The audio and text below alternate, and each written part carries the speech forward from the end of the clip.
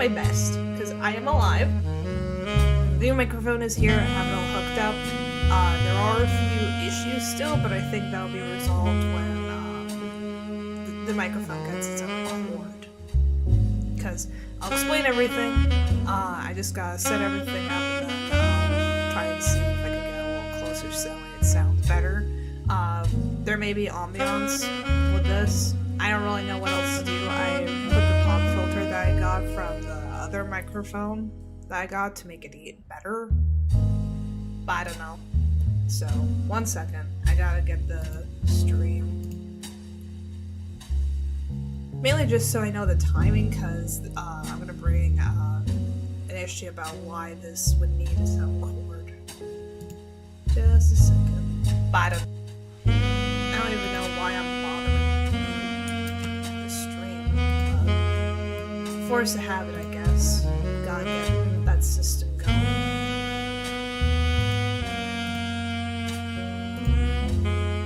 So, you'll hear my keys and my mouse clicks a lot louder because the microphone is a lot closer to, well, my keyboard and mouse. So that's gonna be... I don't appreciate.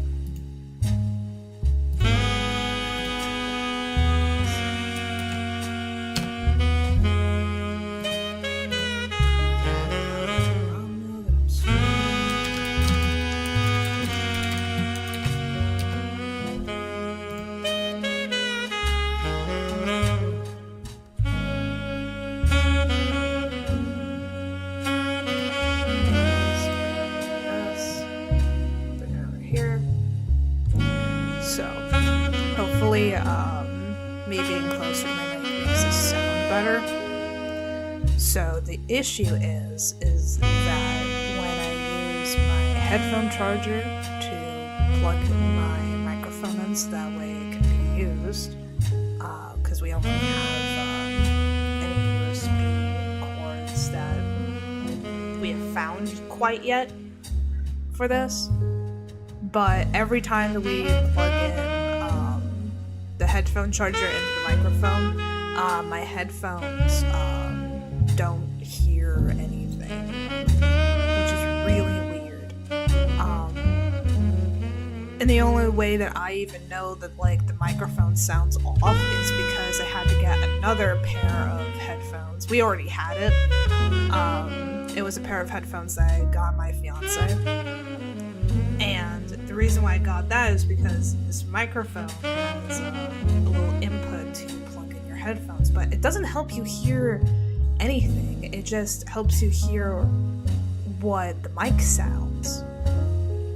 Like, I can hear that it picks up extra stuff. I hear how sensitive it is. I hear, like, how better my voice sounds if I get closer versus if I stand back. So that's fun. Fortunately enough, this game I don't think requires a whole lot of audio cues, but then I have the disadvantage of not knowing like if things are too loud or not, which is why the game might sound quieter than it did the previous stream, because I had to turn that a bit lower. I also don't know how loud I am, so I turned that down as well. I am very cautious, I am very nervous. All I know is that hopefully if I use more closer to like how I would have my volume if I was talking to a normal person, then hopefully that will work.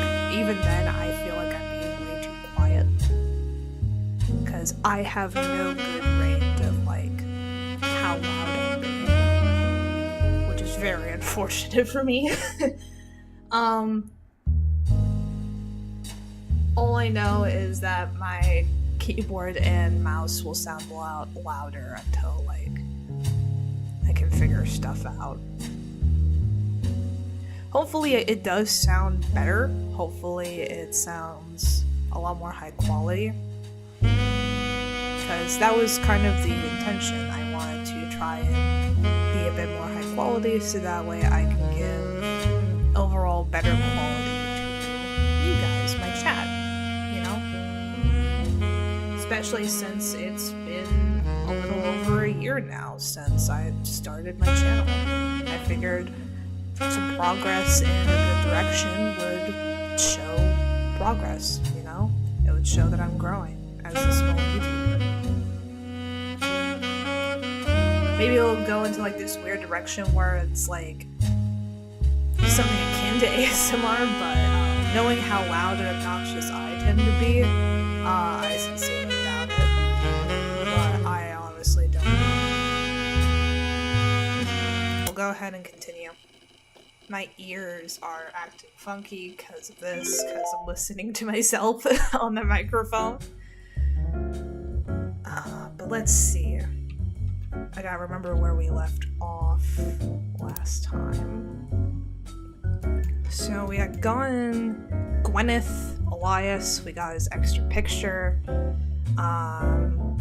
We got Clancy, I think. We had gotten Lauren, I think.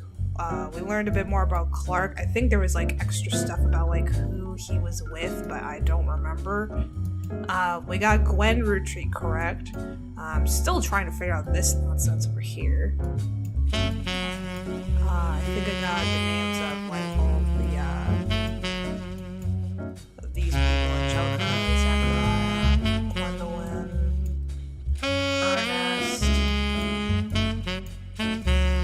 Margolite.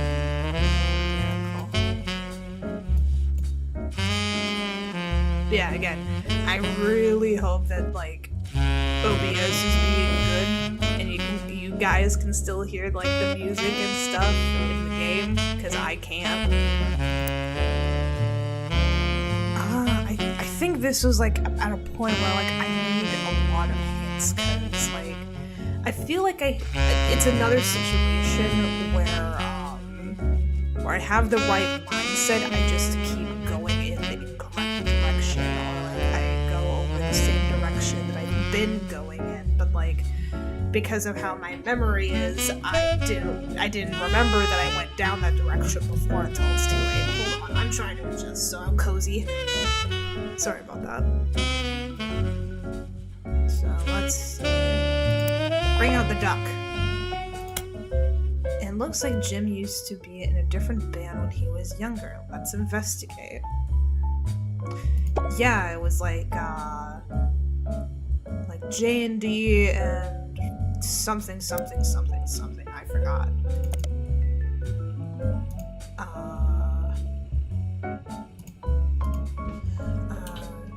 His name was James, but we have to look up with Jim Roottrees.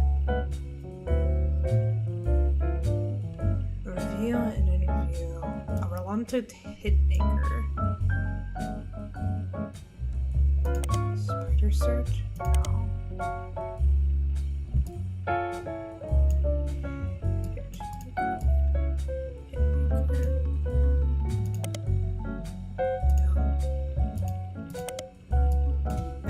It's just Jim Roottrees. C and J and J and D.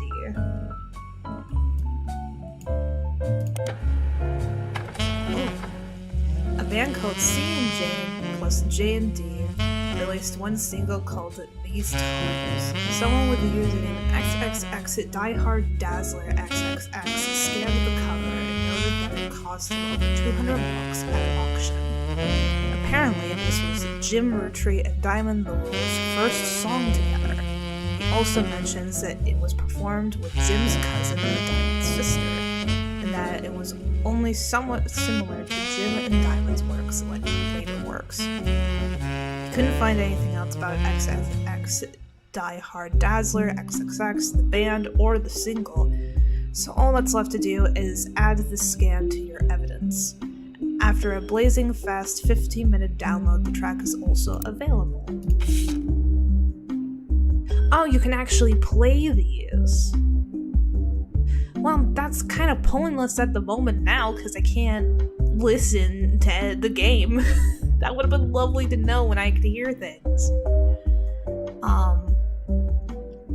But yeah, I'll probably either put up a poll or something about about this stream and ask, like, is this mic good at the moment? Because, well, no, I might as well not even bother, because, like, probably by the time that I stream again, we would have already gotten a new USB cord for the microphone, so that way I can hear things, so it doesn't even matter.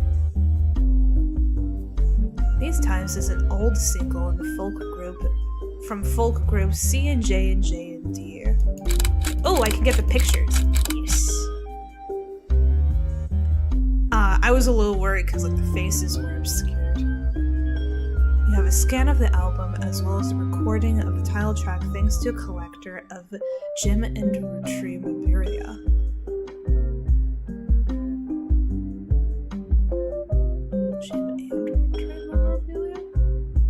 Anyway, the website has also listed the song's credits as music and lyrics by Clark Rafferty and Jim Roottrees, backup vocals by the Roottrees.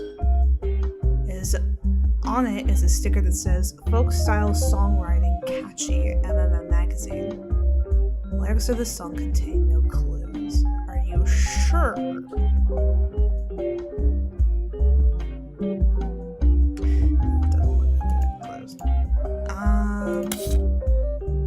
But then why is there like a toe thing? A topher?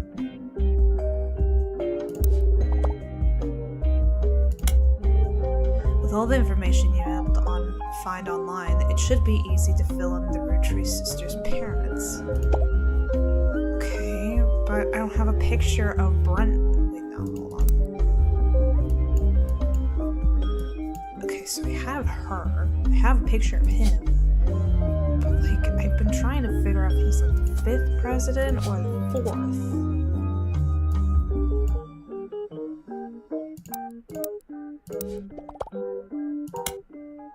Carl Roottrees is the father of the three sisters. Yep. Carl was the president of the Roottrees company when he died. Okay, so he is the 5th. So, like, the way that I took my notes earlier was, left no space for a 4th, so that's my bad. So, we got that figured out. Only one of the notable Roottrees has 3 siblings. You can look through your evidence to determine which one. 3 other siblings, that would be Lauren, right? She was a housewife. Because she had made that complaint in her diary. In her diary, Lauren mentioned she has 3 brothers. Oh yeah. Where was that? Her mother's family was called Costles.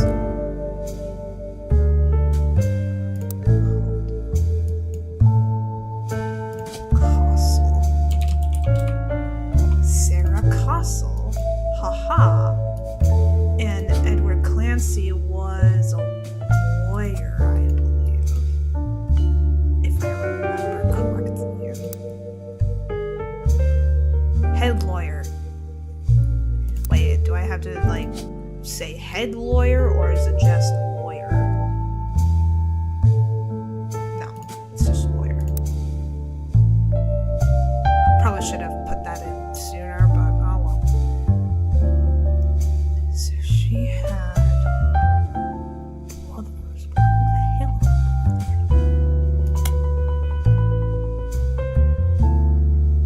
Glenn was an only child, blah blah blah.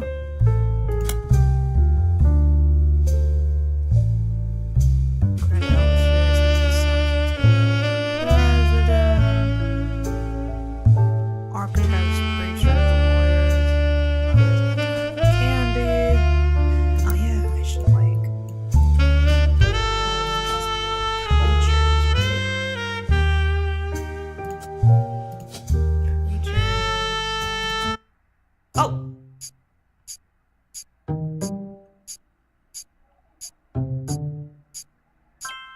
These 3 entries are correct and have been locked. You've also unlocked the following. Ooh.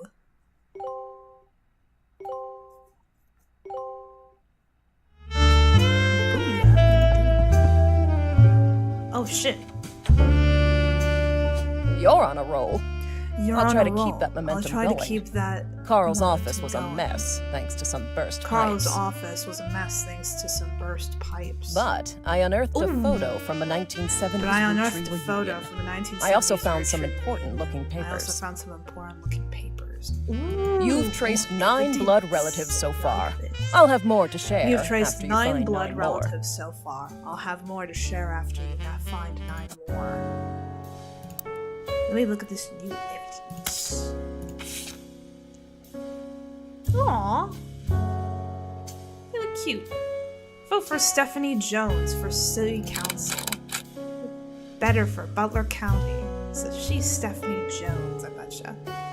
This was buried under a ton of other mail that Carl left in his inbox. It had a handwritten note attached to it that seemed personal. It's a flyer about a candidate for local office, Stephanie Jones. On the back is an excerpt from a family newspaper article from the Butler County Times about her campaign. Excuse me. I gotta look up her name.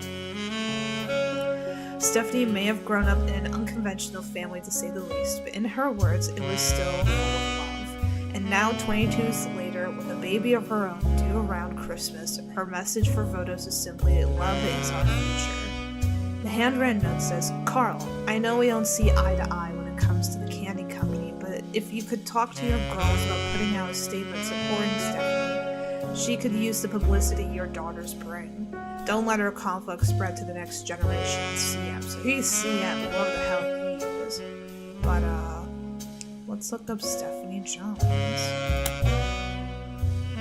You learned from an election results page that Stephanie Jones, the candidate for city council, won her campaign on election day about a month ago. You find no mention of the Roottrees in any articles about her. Stephanie also has a very bare-bones website for her campaign. It is simply a picture of her campaign mailer, and underneath it says, be sure to read the full article in the Butler County Times.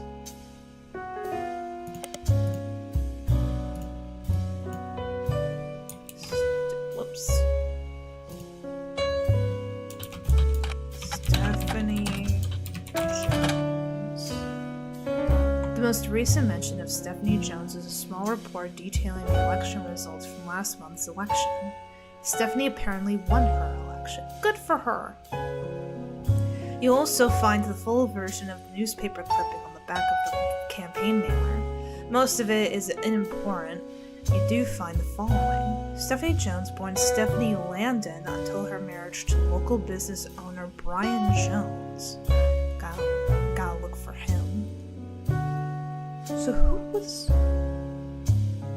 Oh, Caroline, maybe? Caroline something? Distant cousin of Roottrees. Okay. Born Stephanie Landon until her marriage to local business owner Brian Jones has lived in Butler County her whole life. Stephanie grew up in a home without a father. With my mother and her partner, I essentially had an entirely female influence.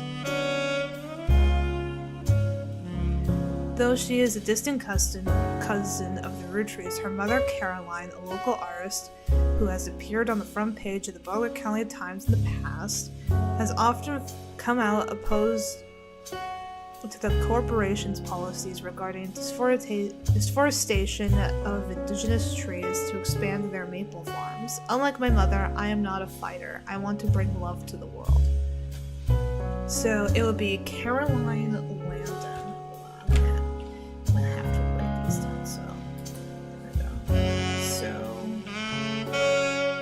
Caroline Landon and Brian Jones. I can already just look him up from here because his name is together. Brian Jones is a famous athlete who broke a pole vaulting record in 1954. He doesn't seem related to the Roottrees. If you're looking for a different Brian Jones, you may need to search for a local source.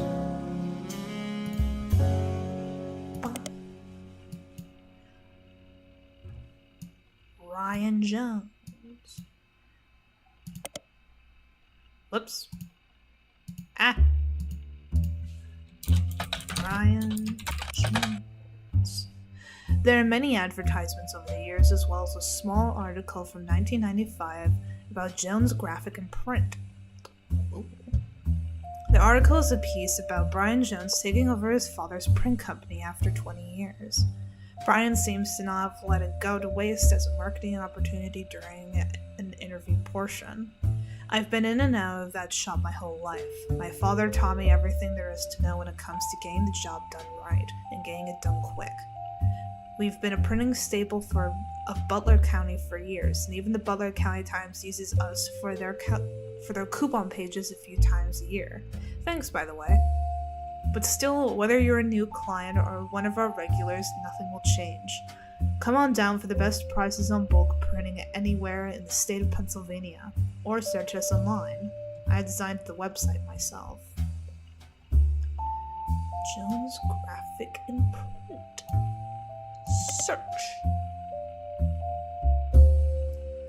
Jones Graphic and Print is a company that, according to its website, has existed in Butler County for some time. The website seems fancy, and even has frames. The website lists the address, hours, and a few examples of clients and the type of work that was done for each. Stephanie Jones Campaign, mailers, Roottrees Candy Company, various banners and posters, Butler County Holiday Light Post banners, Miracle Network tour flyers, Roottrees Motors coupon flyers, Butler County School District various banners and posters, and Butler Summer Theater posters and set contributions for Children of Eden. At the bottom it says, we also do web design. Come on in to get a quote today. Children of Eden. Children of Eden is a musical with songs by Stephen Schwartz. A game designer by the name of Jeremy Johnston really likes it, realized it could kind of fit timeline-wise with the game he was making, and decided to use it instead of something fake as kind of an Easter egg. You don't need to check it out, but if you do, I like the songs The Hardest Part of Love and Lost in the Wilderness. Also, if you haven't already, you should hit the back button to go back to Jones Graphic and Print, and instead of searching for Children of Eden, you should probably search for whoever was performing.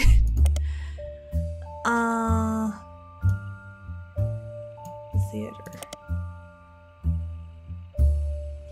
The Butler Summer Theater performs plays and musicals during the summer. Makes sense. As it is not summer currently, their website is a thank you message. Thank you for making our 1998 season such a success. Stay tuned for announcements and performances in 1999. The website lists the credits of a musical, which seems to be the final show they performed last season. There's a cast list, but none of the names seem relevant. Below the cast, it lists the crew, and two things stand out: posters and additional set design elements by Jones and Graphic Print, and choreography by November Studios. A local dance school. They advertise lessons for ballet and jazz classes. There's hardly any other information.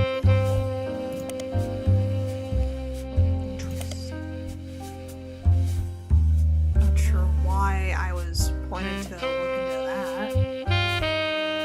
Roottrees Motors.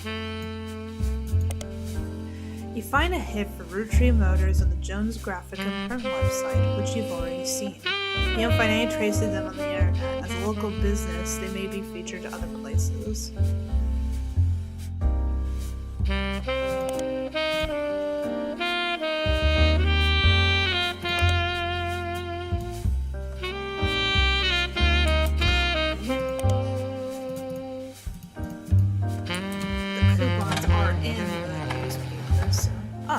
There's an ad for Roottrees Motors in the paper. It seems Roottrees Motors used to be called the Wilkins Motors. An ad for Roottrees Motors has run in every week's Butler County Times for many years, but recently it has been changed to include a picture. 3 different unique versions of the ad have been added to your evidence. Wow, look at the Wilkins Motors. Search into that. Okay. Let's copy and paste. Roottrees with Wilkins. See if we can figure it out. Never mind. Okay, I guess I'll just go fuck myself. A Roottrees March 1977. Advertises that the former name of Roottrees Motors was Wilkins Motors. Wilkins Motors is still the same family business, but has joined the Roottrees family. So a Wilkins and a Roottrees got married, I assume. And they used the Roottrees name because it's more popular. We may have a new name, but we promise we're still the same family business. All that's different is that we joined a sweeter family. Funny noises, need new oil, come on down, we'll fix her up. Blah blah blah, fix her up, blah blah blah blah blah, not relevant aside from saying the Wilkins married Roottrees. Sure. This photo has a note attached from your employer. Here's a bonus. When I pulled the water damage picture of the free spirits on the frame of this photo too. Written on the back of the photo is, couldn't make the reunion, wishing you well from Paris, Gwen and the boys. So that's Gwen and her twin sons, I assume?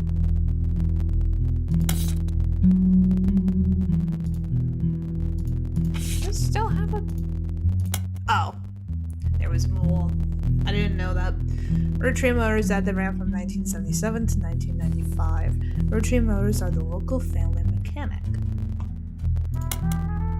A Roottrees Motors ad that is presently running, first appeared in 1996, says that Roottrees Motors has been around for 50 years as a family business, and also that Tessa Roottrees, their newest fixer, learned all there is to know about cars from her Roottrees Motors parents. Tessa Roottrees. Search her up a bit. Never mind. Okay. Ooh, there's a face. Is there any other faces I missed? No? Okay. So we got a face for Tessa. Sorry, I'm sniffling. This photo has a note attached from your employer. Every 20 or so years, the Roottrees would hold a big reunion to recreate an old family photo. This is the one from the 70s, and Carl's the teenager in the middle. Where? What do we classify as the middle? Sorry about the water damage. A pipe burst in Carl's office. On the back of the photo, in childish print writing, it says November. Like November Roottrees?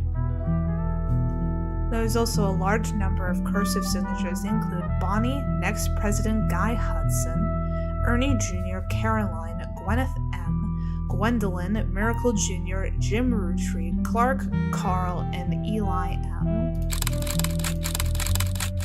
Well, at least I got some names connected to this.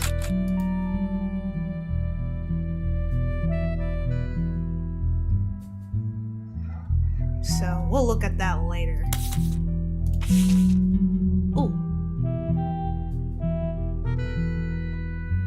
After some time, they were returned with new resources. A photo of Carl's generation taken in the mid to late 1970s, as well as some papers and mail from his office.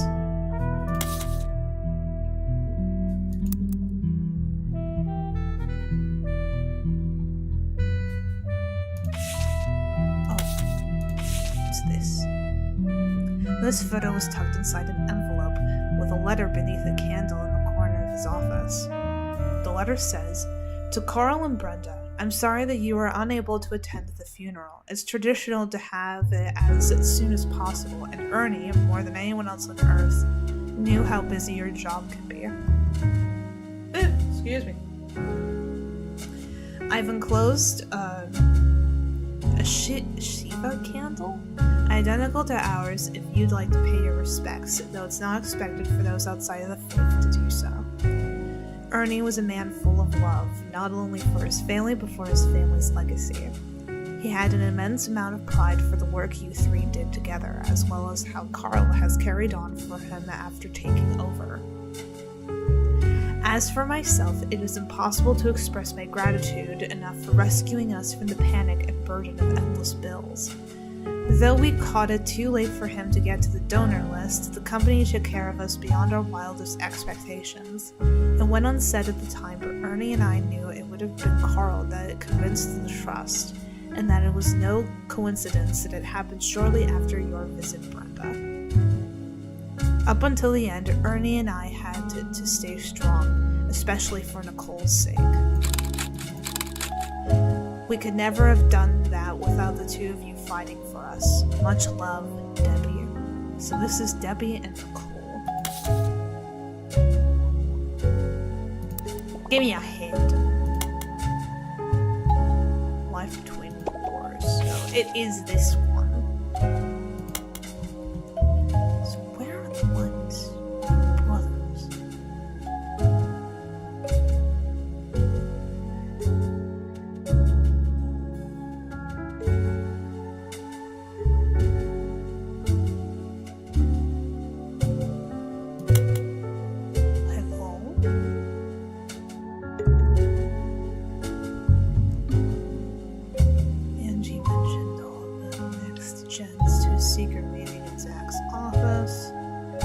Gwen's in Paris, but the rest of us, including Miracle's boys, spent ages trying to unravel the mystery. I didn't recognize Sam at Uncle Junior's wedding to Patsy last year. Blah, blah, blah. Miracle's youngest, not my brother.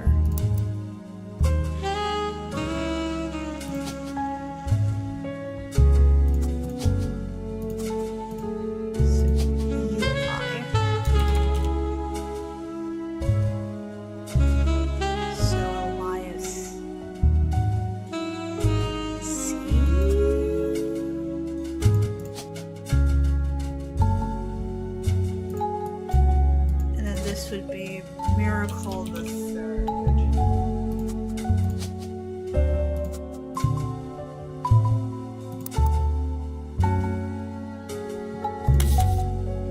Right? Whoops. Ah. Ah.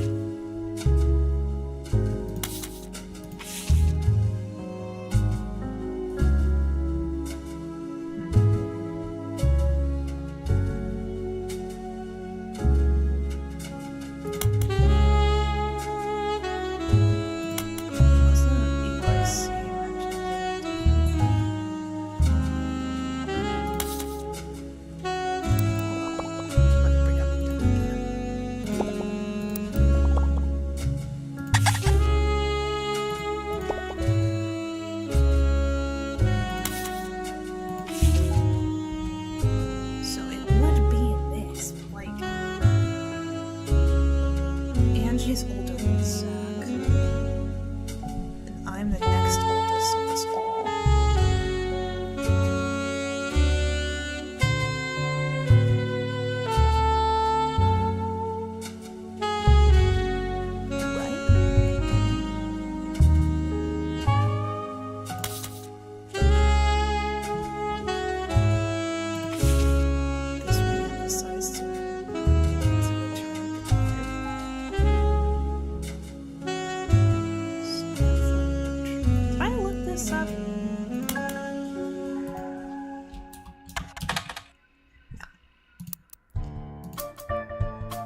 Figured.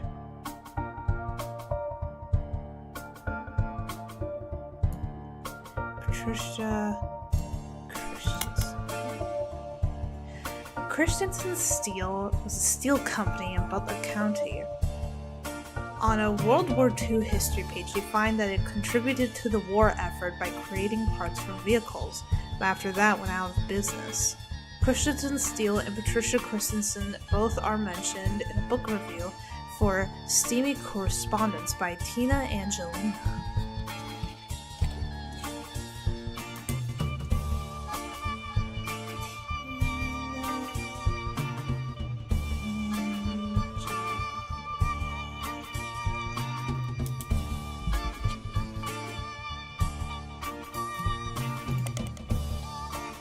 Steamy Correspondence by Tina Angelina is a book of historical letters with an erotic twist released in 1997. Nope. That's not what I want. Let me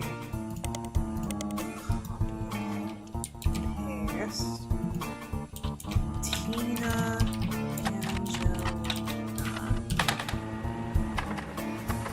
Nonfiction. This is a book of historical letters with an erotic twist. Each letter is accompanied by context from the book's author. A letter from the book has been added to your pages.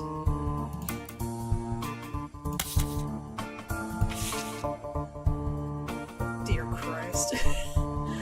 In 1934, someone who goes by Patch wrote a letter full of innuendo to an unknown gentleman who is clear he had a romantic history. She had a romantic history with them.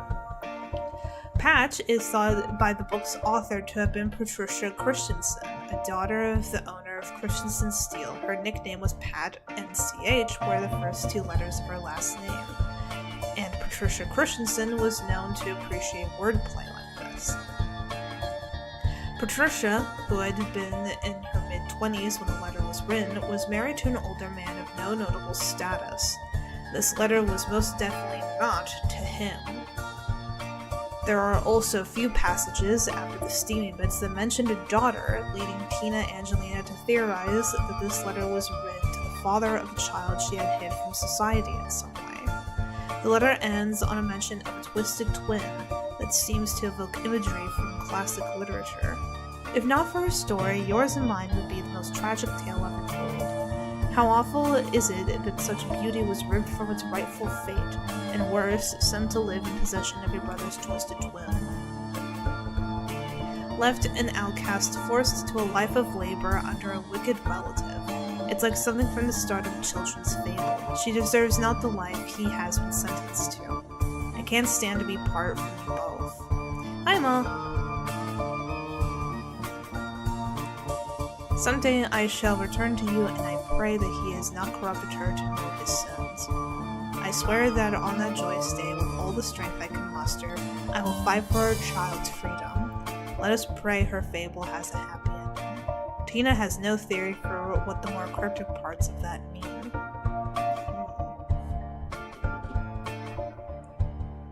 Interesting.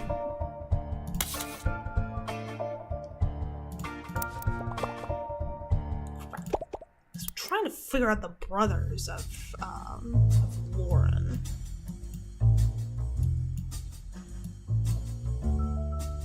Because Morton James was with Glendon, and that only Angelica and Zachary have the surname Morton. So I'm trying to figure out like where her brothers came up.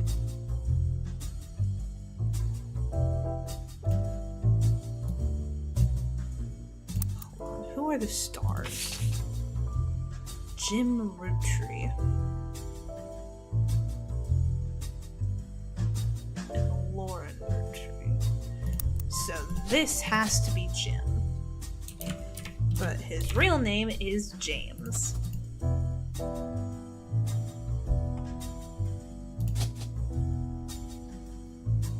This is James. He is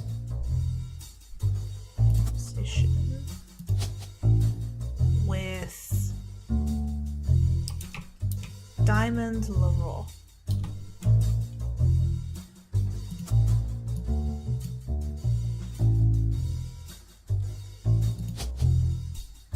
And she is a blonde. So this would also be her?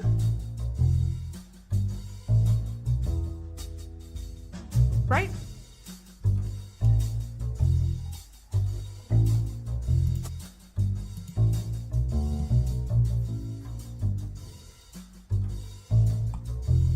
And I know that they had 2 children. Younger was Katrina. Jessica was the older.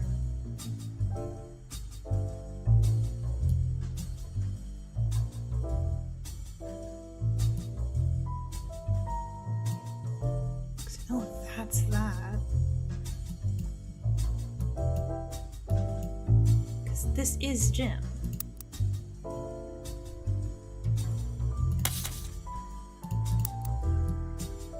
And that's not her. It's not a sibling. need to figure out the siblings so that way I can get like a new hint. Because this duck isn't helping.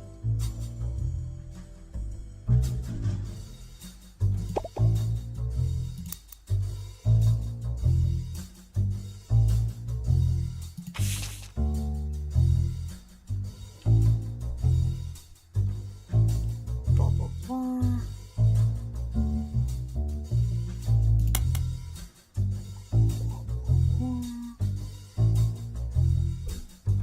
Told her that being expected to watch after 3 younger brothers didn't feel like a blessing, but it fell on deaf ears. Stuck here with Clark. Is Clark her brother? It would have to be, right? Wait, no, Clark is her son. Right? Because he's the one going through all these divorces and shit. Because he was like one of the first to have had a divorce.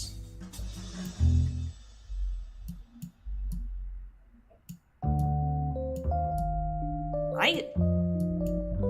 So Clark's her son.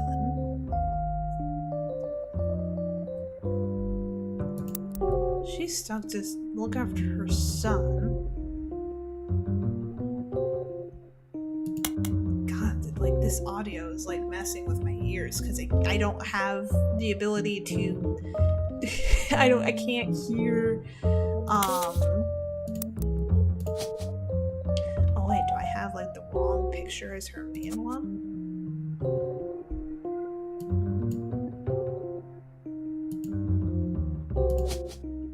Is she technically an author?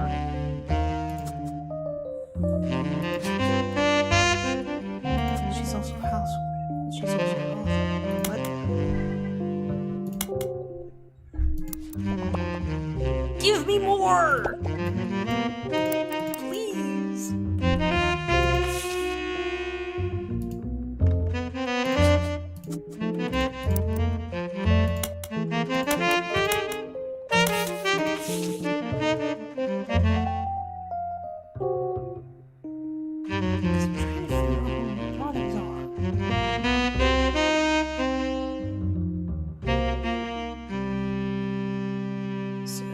Granddad died.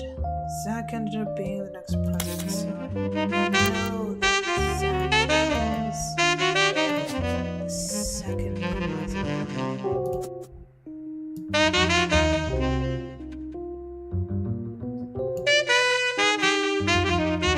Because all of them were unable to.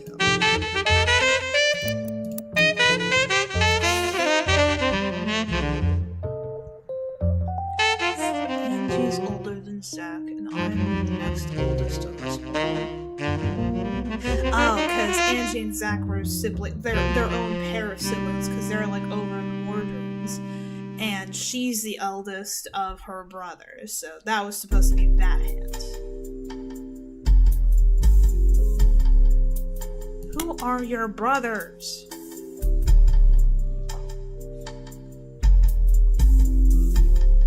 I know that an Eli was one of her brothers, but I don't know like where that would be.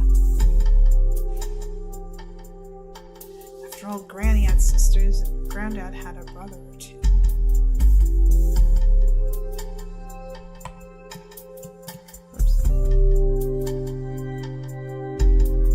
Lindsay swore he saw a snail walking alongside farmhands. E.C. and John when he used to drive past the old Anderson farm on his way to work. Upon hearing that, Zach checked the records and managed to confirm all of these, and all three are on the books.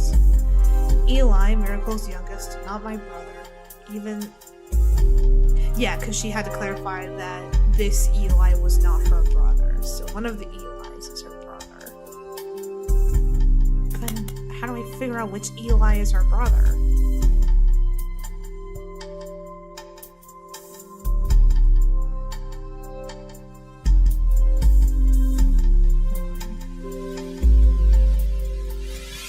There's an Edward. Cousins are doing well. Zach's not a bad president after all, and his sister seems to be doing a good job raising her twins. one is Gwen. There was a clarification here.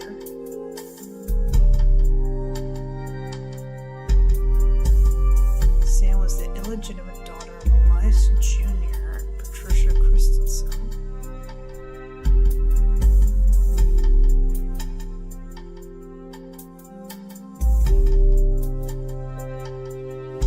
Father refused to let her see Elias Jr. again.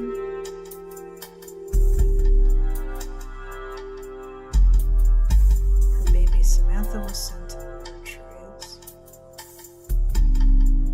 Elias hid her away from a local farmhand known as EC.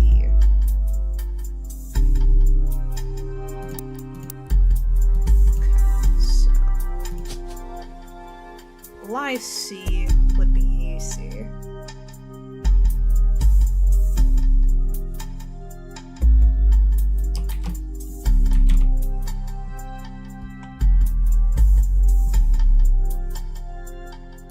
I don't think that's him.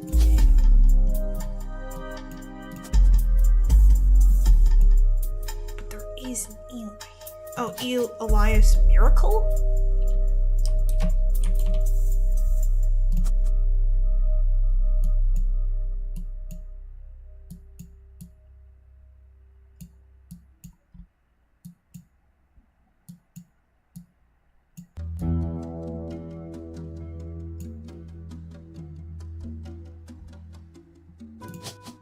So, Patricia Christensen, Elias, let's see, then Elias Jr., guardian of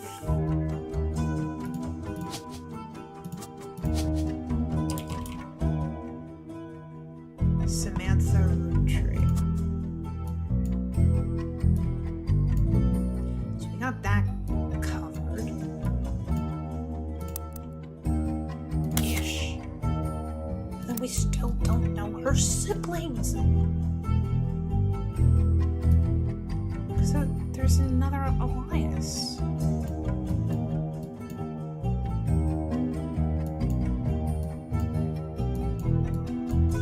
Unless he's not.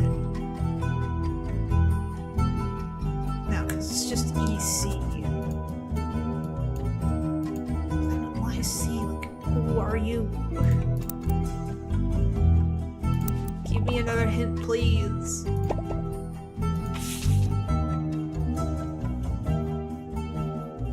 really hope I don't have to look this up. Because I feel like I'm doing well.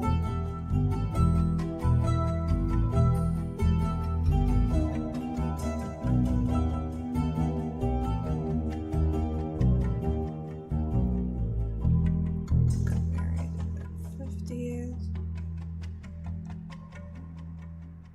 Oh, wait.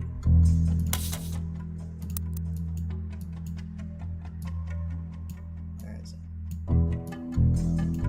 Here.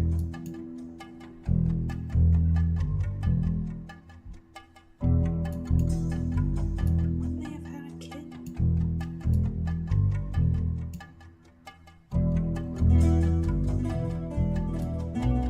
Right? Because they had Tessa.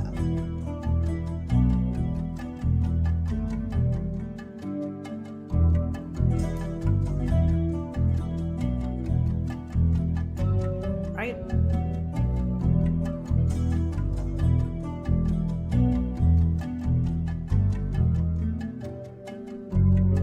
No.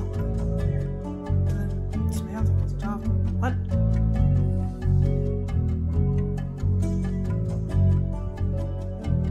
Hold on. I'm just gonna put those there just for the sake of it, because I don't know what they're doing. I know we got hit, right? Plus, we're supposed to use another picture.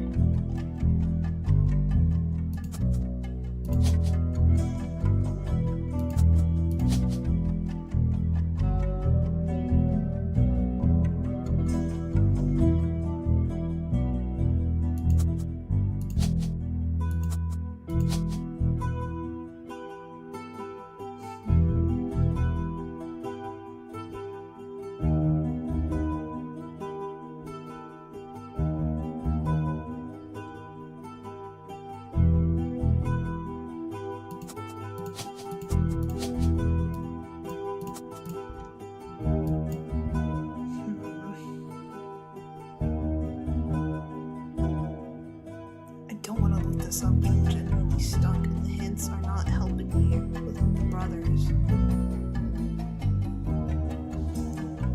Because, like, where do I find the stuff about the brothers? Because, like, I'm searching through these diaries.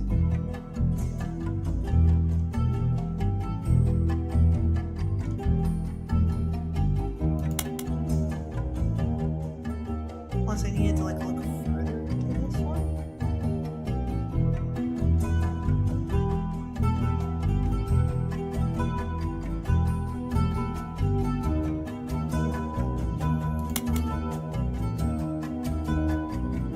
Clark's got married again.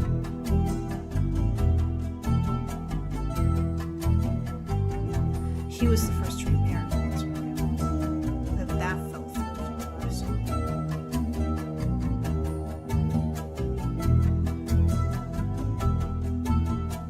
Eli C. practically raised Clark and Jim as brothers.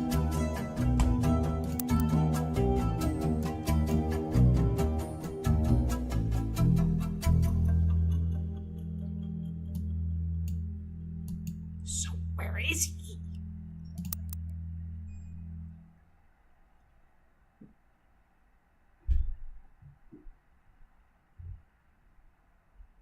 Eli's marriage seems fine, Jim's marriage seems solid as a rock, pun intended.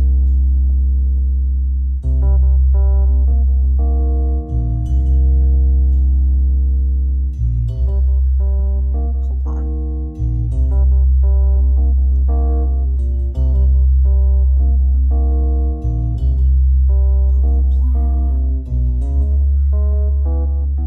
Blah, blah, blah.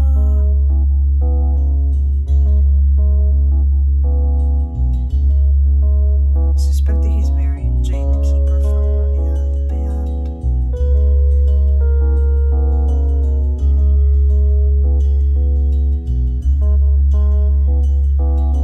Without her, he'd be the third wheel, and I imagine they wouldn't last long as a trio.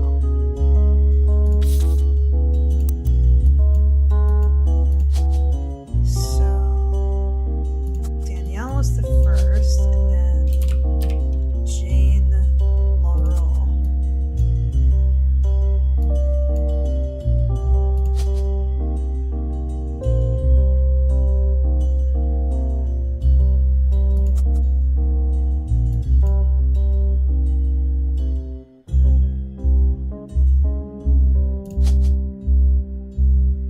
Right?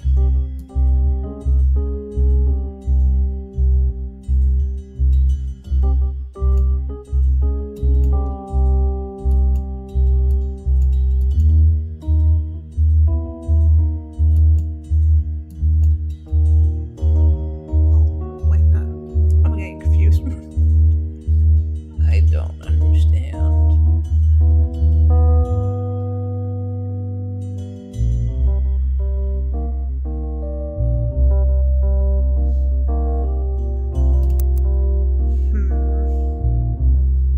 I may actually have to look.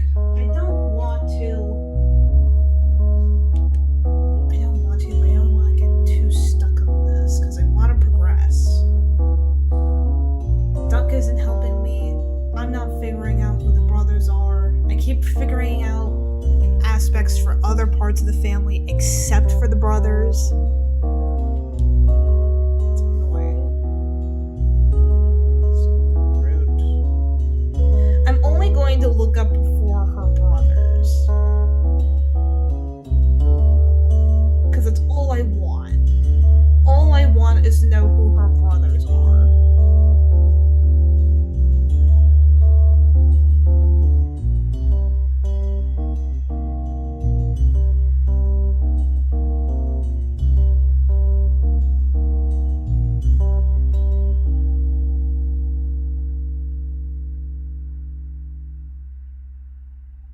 That's all I want to know. All I want to know is who Lauren's brothers are.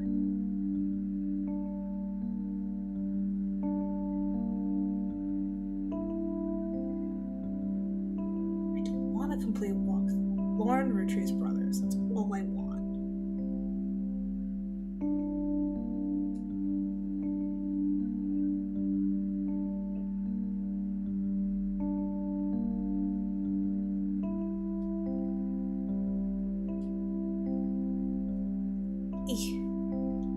is ringing.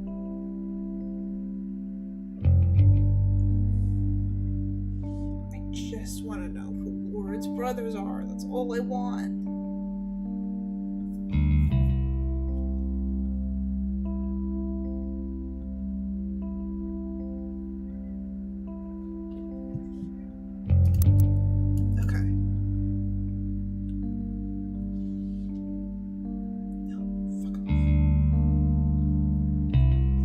Three siblings, although we already found some information about Elias C, who is Jim's. Okay, so Elias C. I figured that was probably it, but I was not confident in the slightest.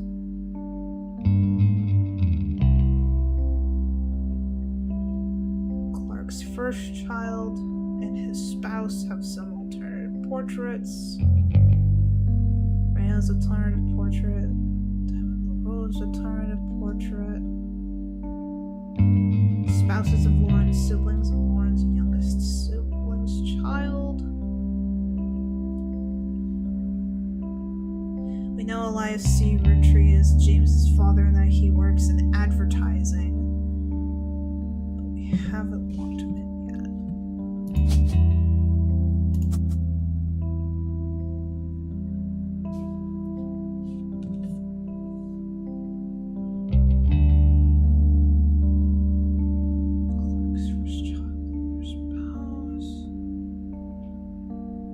Just want to know who Lauren's siblings are.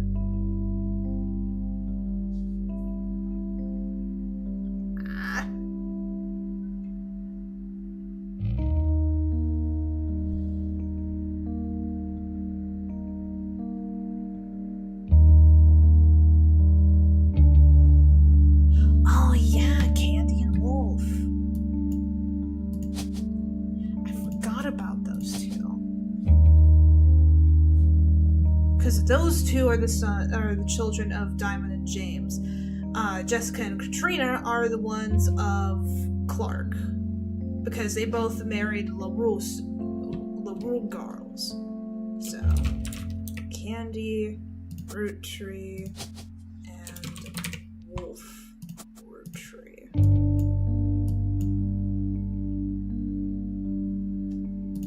So this would not be Jane. This would be Jane.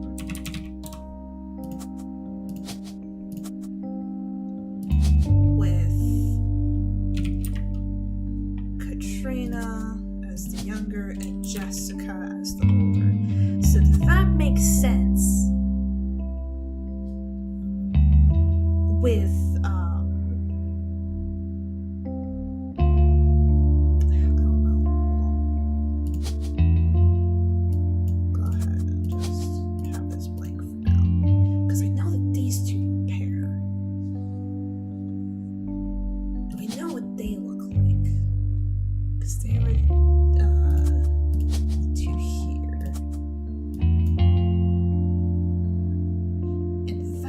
for Matt. He's also in advertising? I don't know.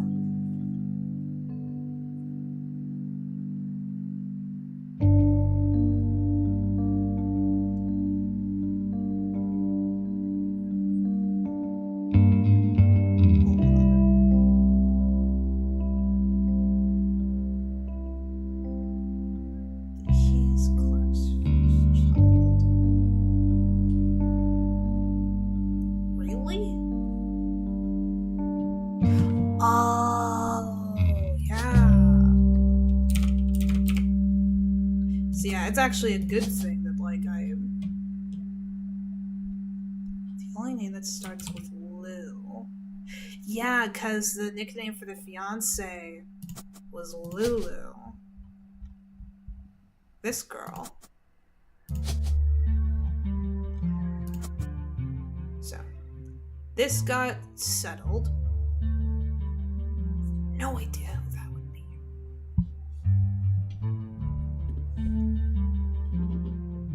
But yeah, I had completely forgotten that had any relevance. Who are Lauren's siblings? That's all I wanted to know.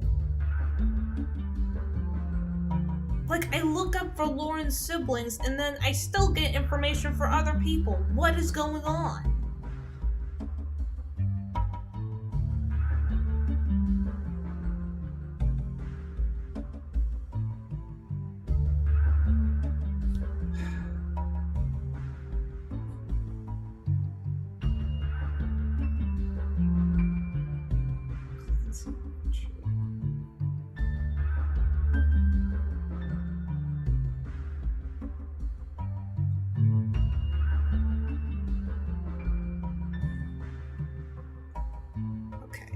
Clancy Edward's second child and her spouse. So we're back to him. Second child. The only one who has any discipline is Carl. But that's because Pop forced Clancy to send him to academy. We know Lauren calls Clancy Edward Pop since Pop, Clancy Edward refers to Clancy, then Clancy in this instance is no person. Oh. Since Clancy sent Carl to academy, Clancy is Carl's father. I didn't even clock that in until I had to read it from something else, but they're right. So this is Clancy Jr.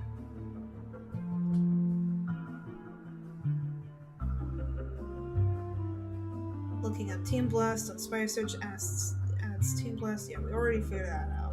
How did I figure that out but not figure this out?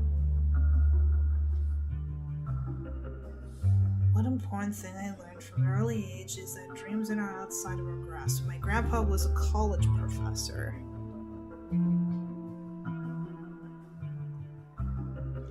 So he is a professor. Because that was from one of the sisters.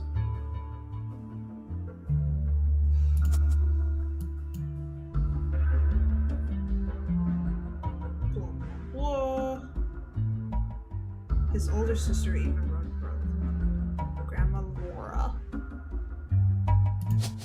So, whoops. Laura. So, Carl's Laura.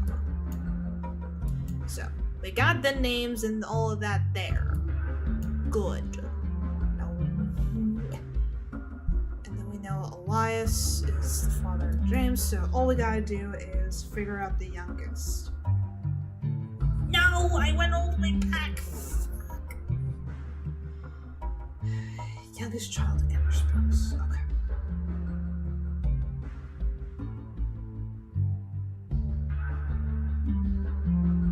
Oh yeah, it would be Edward, because there was an Edward mentioned. Edward. Then how do I get the pictures for all these assholes? Because I'm not good with this shit. Because, like, is this in a specific order? Like, from left to right, right to left?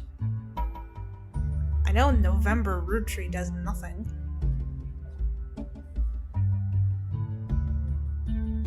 Because I know that this would probably be November.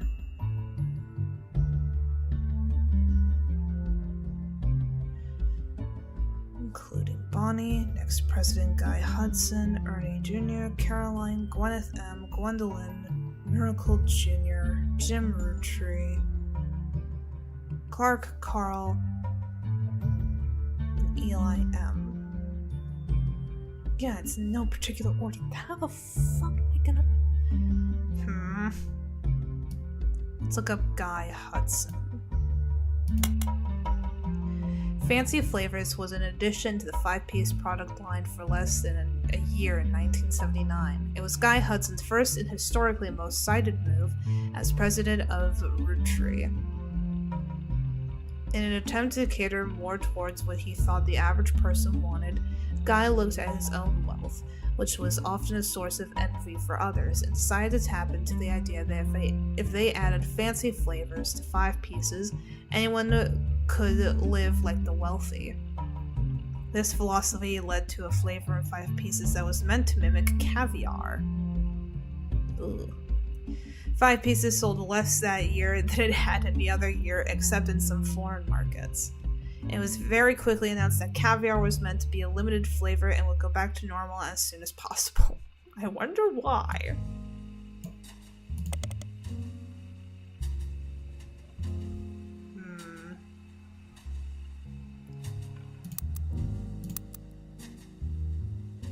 So, he just sucks.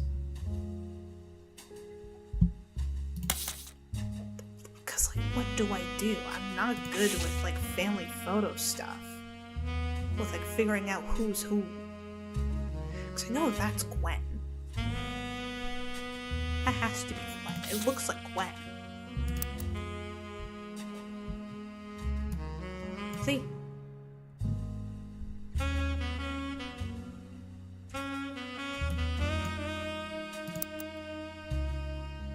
Right? Wait, hold on. Wait, no, that's not what I want.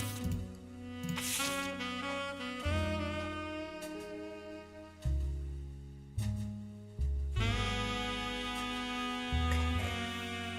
Probably even had a friend, that's him on the left. It was taken in 1935, just over the road, your warehouse that you like Chamber designed. Angie and I both wanted to be in the photos since Miracle was in it, and the 3 of us were all about the same age. We were told that only the 5 pieces, which really didn't go over well, to say the least. Eventually, I suppose to stop the tantrums, they posed us in front of the camera with Mr. Morden, who was there with all Gwendolyn.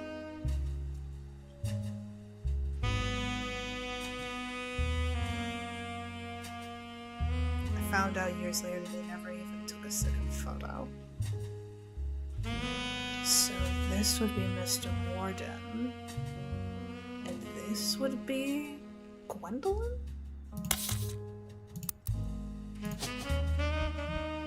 Okay. Gwendolyn. Or maybe this is Gwendolyn? But he doesn't even have a thing for a picture, so what the fuck is going on?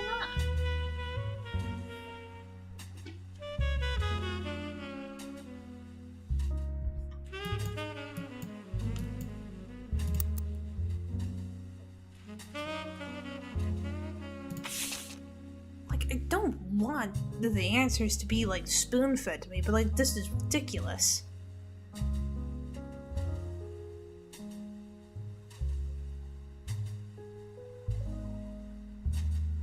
Wanted Eli to stand all the way to the left, since to me he looked a lot like Pop did in the old one.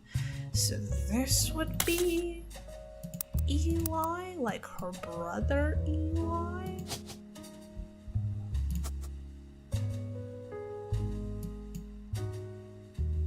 Right? Because, like, I don't know what they want from me. I legitimately don't know.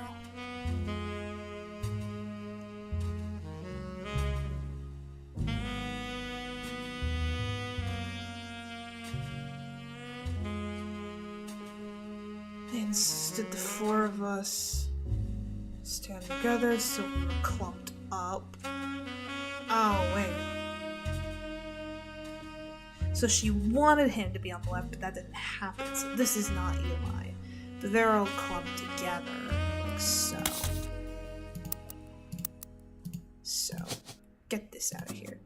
No, get it out. So, he looks like the dad. And then Clancy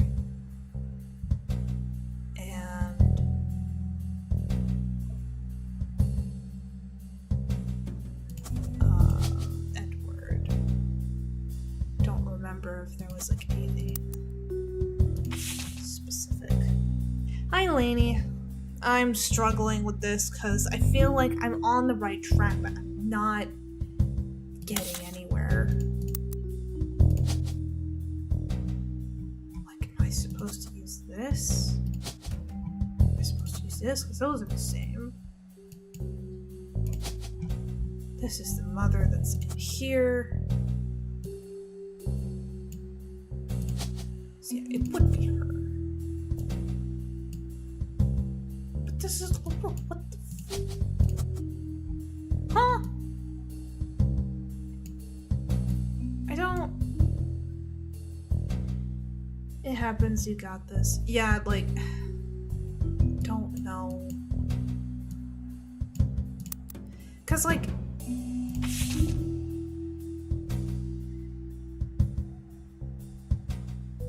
Hold on. This picture was famous in our house. Papa had it framed. That's him on the left. Would that be his wife then? Because she's close to him?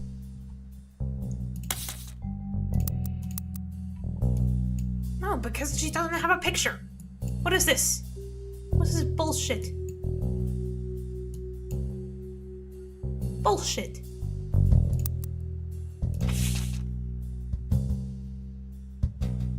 Would it be Gwendolyn? But then Mr. Morton isn't in the... Mr. Morton doesn't have a picture thing available. But Gwendolyn does? I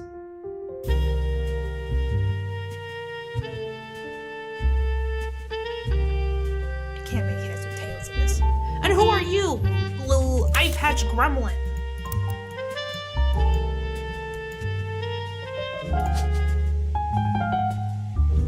Like, which one?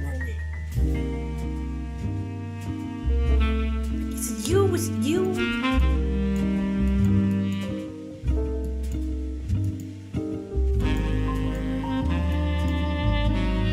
Because, like,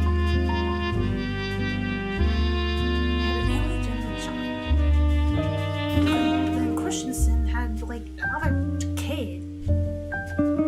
It was Tessa, right? Because they joined the Roottrees family. Like was Tessa, like, is Tessa and Samantha the same person? And they just went under different names because they were adopted? And all that nonsense? Like, what? I don't...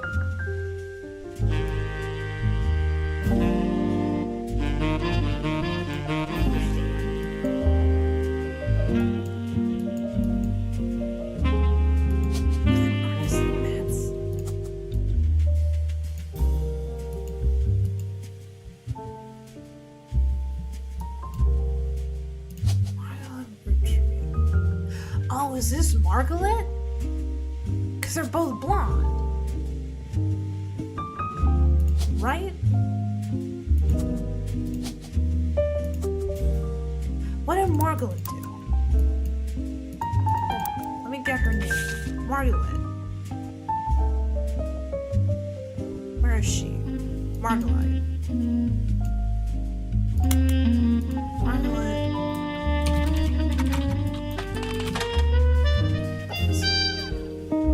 Figure out what Margaret did. Because then that would be sold right there. Because like, they look a lot alike.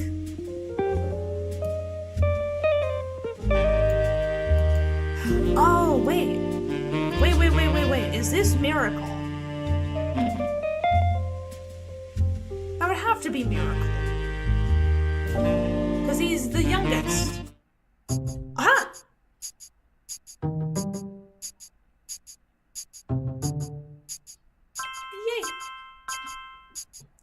Okay, I feel like I'm on the right track.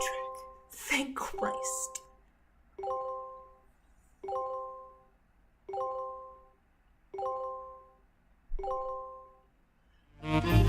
Julia, indeed. Okay. So, I am in the right direction. Why are you in... Oh, wait, no, I don't have an occupation for you. Crap. Were you an artist? Because, like, this was like a self-portrait, right? Or were you a photographer, weren't you? Because that was the whole point of, like, photographer.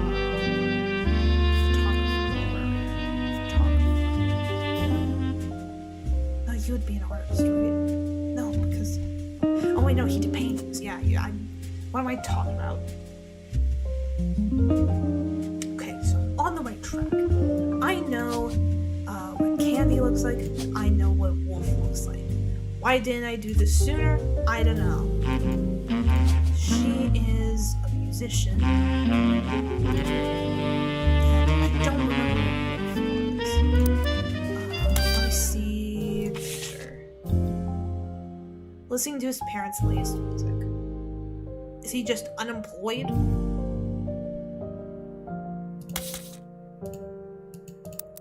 He's just listening. Is there an unemployed option? Oh, he could be a student. That would be what he's doing.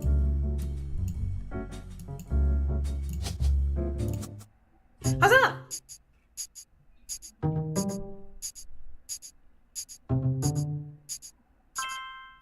That way I can add the extra pictures for James. You're listening to WRTD. Oh wait, no, it's probably speaking. It's time for your headlines. Once an hour, every hour, on the 45. It's a bizarre development to an already tragic tale. In the wake of the accident that took his life, some of Carl Roottrees' belongings have apparently gone missing. Most notably, a framed photo of the Roottrees family from the mid-1970s that Carl had on his office wall. We interviewed a local psychologist about who would do such a thing and why. For that article, search online for WRTD News. Again, that's WRTD. Are we doing illegal shit?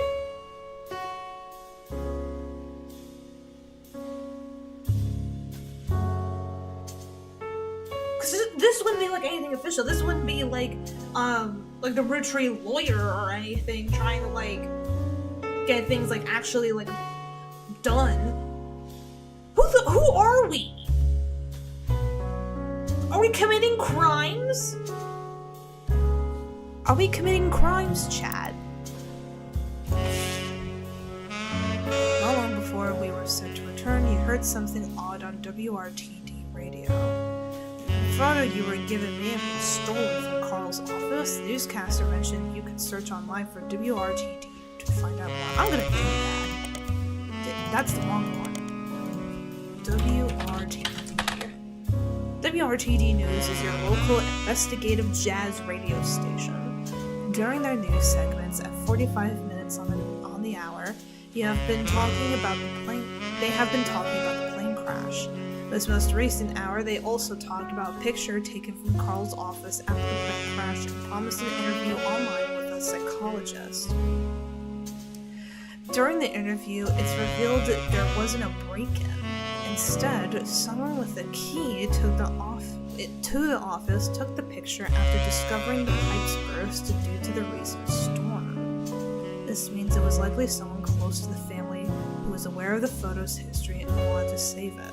The psychologist, however, also goes on to posit the culprit with an alternate agenda, specifically because nobody in the family has come forward to say they have it in their possession.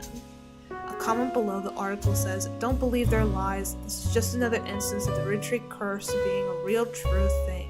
I bet you Carl was murdered and the picture had evidence on it."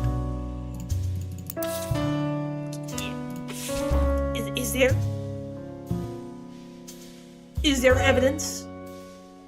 Who the hell is Bonnie? Hold on. Why didn't I clock this in sooner? Who are you? Bonnie.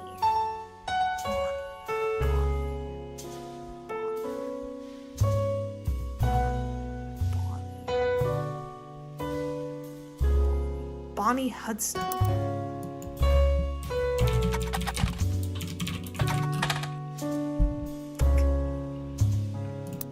Wait a minute.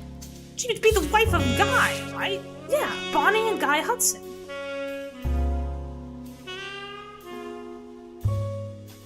Hold on.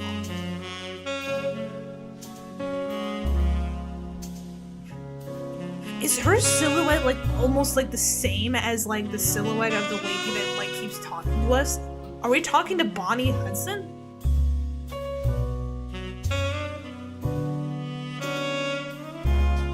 I don't like this shit. I do not like the crimes that we are being involved in, but I'm in too deep. Would you shut up? want this crap.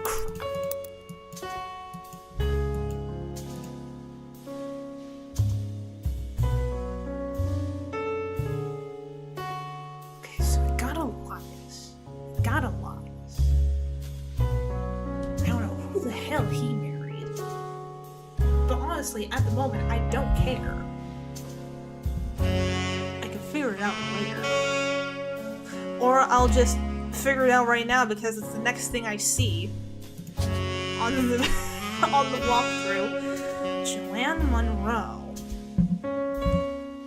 Hold on, would I have been able to figure that out? Joanne Monroe. No. Excuse me. Elias C. Roottrees. And I wouldn't have been able to figure it out from him either. So, Joanne Monroe.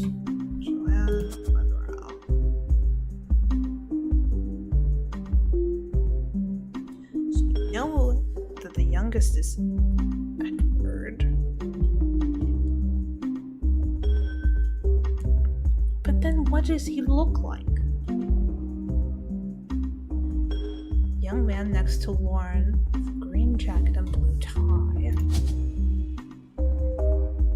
Green jacket, blue tie. What?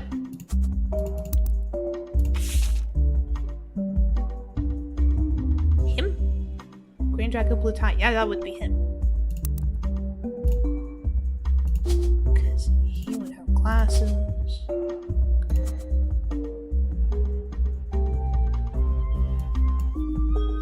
Right?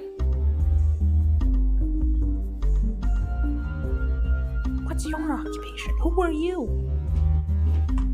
Hold on, can I look up his name? Edward.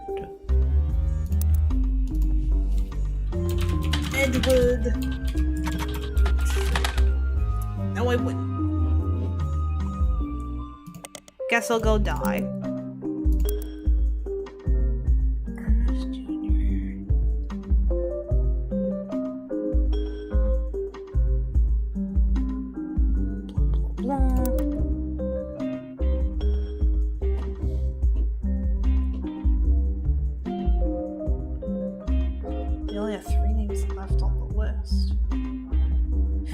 I skipped a lot then.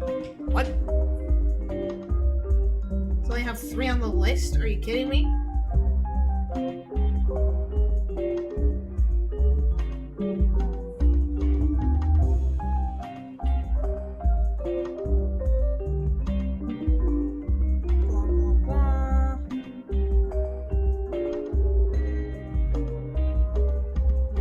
Laura Colston is Clancy Tree Jr.'s wife.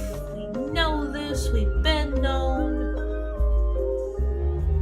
The man with glasses has the vibes of the professor and also looks the oldest. From this, we can assume that the man in glasses is Clancy Jr. Additionally, we can see Lauren in the blue dress as her alternative portrait.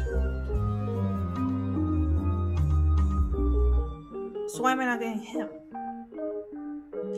Do I have to figure out Edward's fucking profession? What is Edward doing?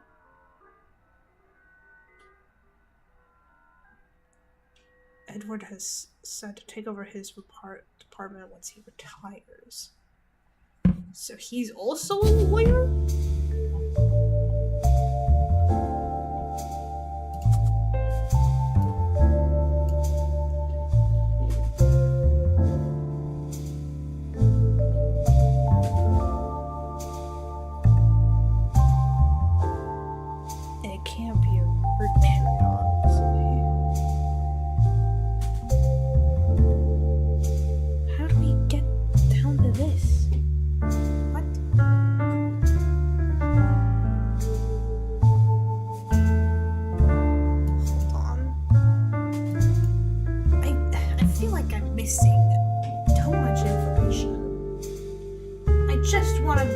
Solidified that I know who her brothers are.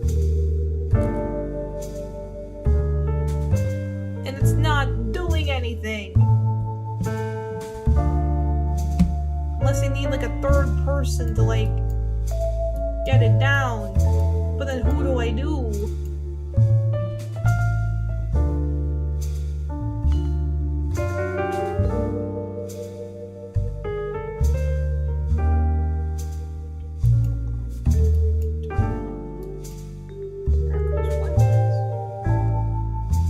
I do not, so we're gonna figure it out.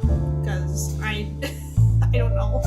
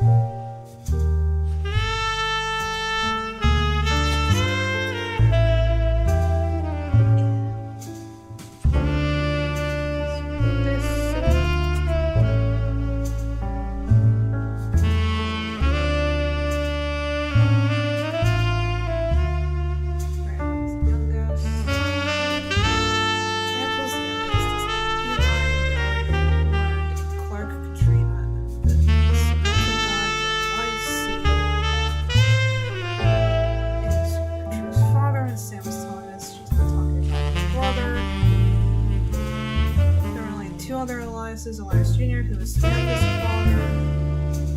Elias M., who might be Jericho's youngest. Sam taught Eli M. how to fix bikes. Blah, blah,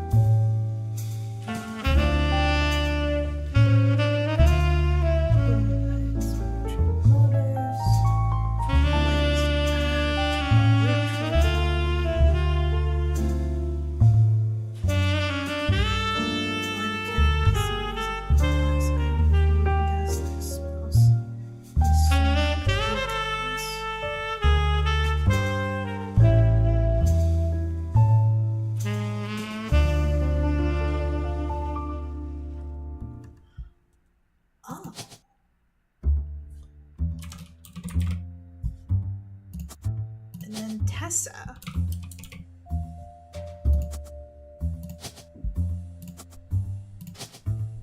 She is a mechanic. Do we get the brothers? Please? I want to progress. Yes! Finally. Okay, so the walkthrough can fuck off right now, because I want to see if I can figure this out the rest of my own. Ah! What? So, you may have heard the news. Some of Carl's things have gone missing. That includes the pictures and mail I brought you earlier. I promise I didn't steal it. Yeah, right. But I did borrow it. I'll return it once we're done. Let me deal with my family in the meantime. Oh, I'll return it once we're done. I guess that means I've officially confessed. Oh, I guess it means I've officially confessed. I'm a Roottrees. I assure you I have a reasonable explanation for the secrecy. I'm about to do something the family doesn't approve of. If you could just wait a little bit longer, I'll tell you more in person. I'll return after 15 more blood relatives. So she only really wants to figure out to see if she's getting the money, is what I'm thinking. She issued the plane crash, no kidding. Instead of returning, the person who hired you called you on the phone. They claimed they were a Roottrees. They also told you they'd give you more of an explanation the next time they returned. So, we know that he was a mechanic because he was a mechanic. Who are you?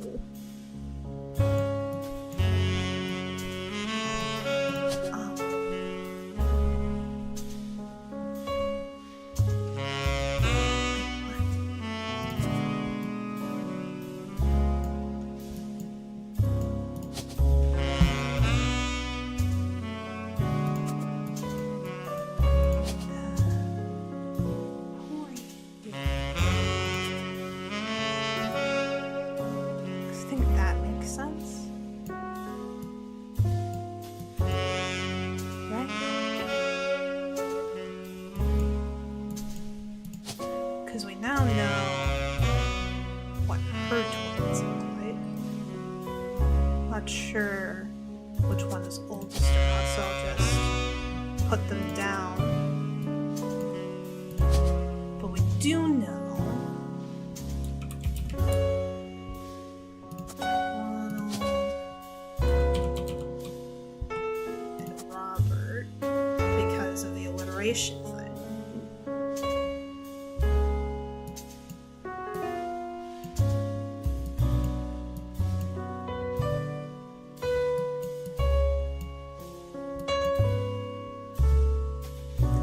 He's not getting confirmed, so what's going on here? Is he still like a college student? And these are like still kids. Oh!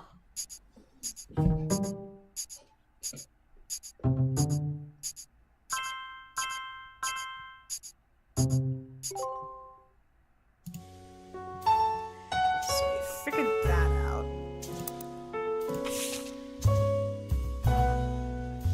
Found this photo of the Roottrees website. It was labeled the inspiration for the famous ad campaign. Wife and children.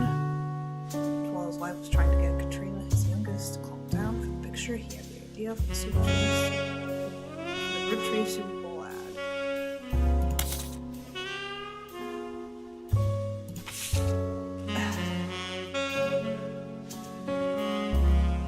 Assuming they're like sharing flowers with like who they're paired with.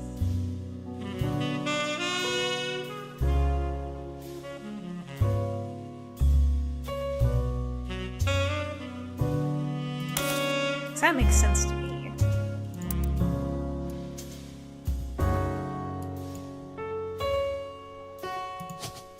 So he would have to be paired with one. He would have to be paired with the brunette.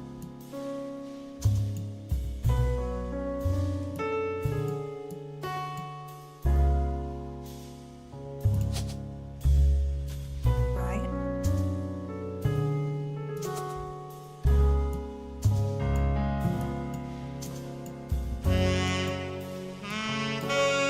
Right? Hold on, let me get the duck. Are you kidding me? I solved the brothers! Oh wait, did I not solve her?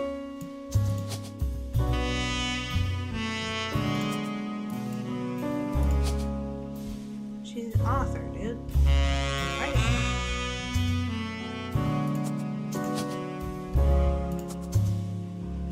Hello?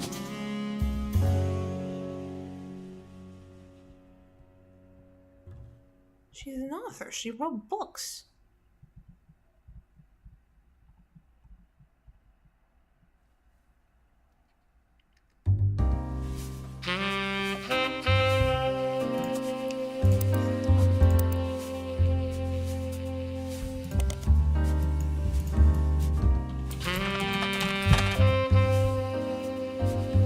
Distant relative, her true sisters.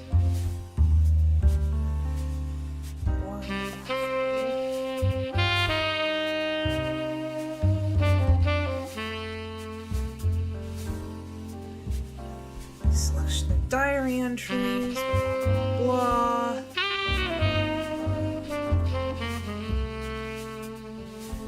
What is her occupation?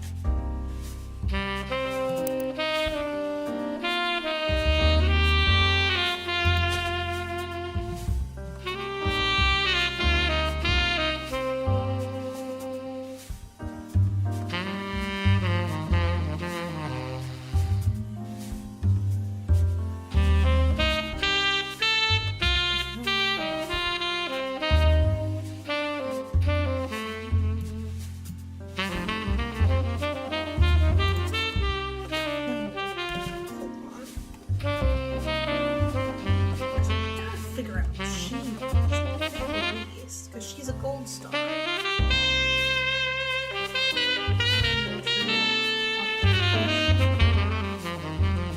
It's like she's complained about being a housewife, like in her diaries.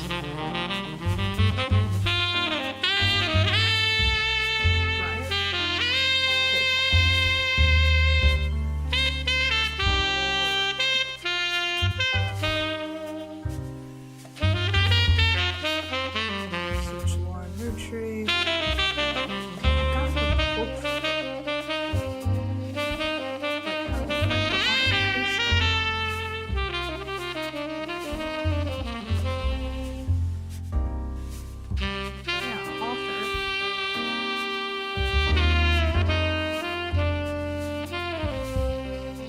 Roottrees author. I had that. Do I have to like complete like 2 more to get that to lock in? Because I had her as a housewife this whole time. God damn it.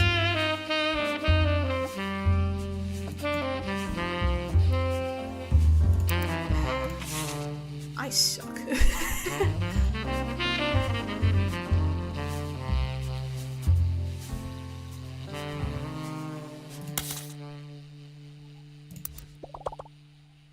I got another hint. Yes. The article about Stephanie Jones in the Butler County Times mentioned someone else had been featured in the newspaper too. It said that her mother had been featured as well. Oh yeah! Fuck. Where was it?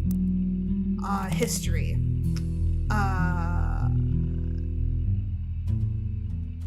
Where was it? Brian Jones.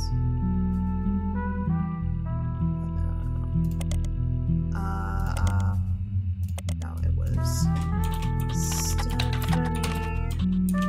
Jones.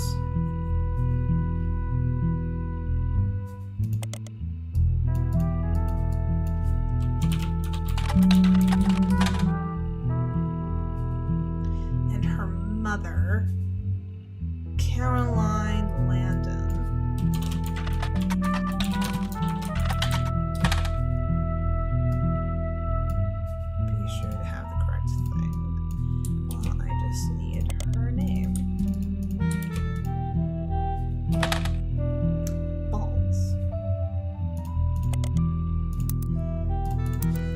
What is this wild goose chase for?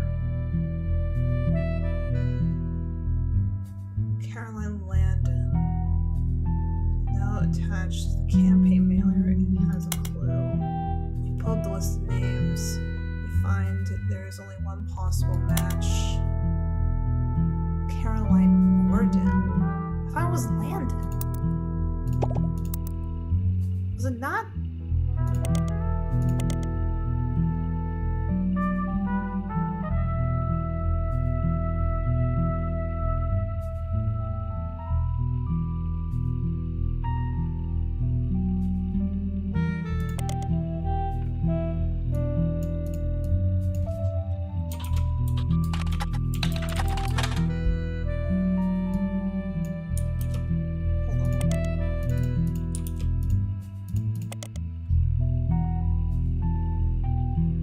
Stephanie Landon. Where are we getting Morden from? Carolyn Morden.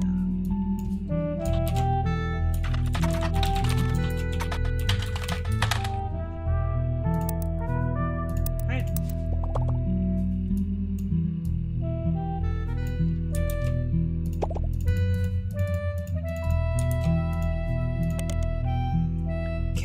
is listed in a few websites without too much of a deal.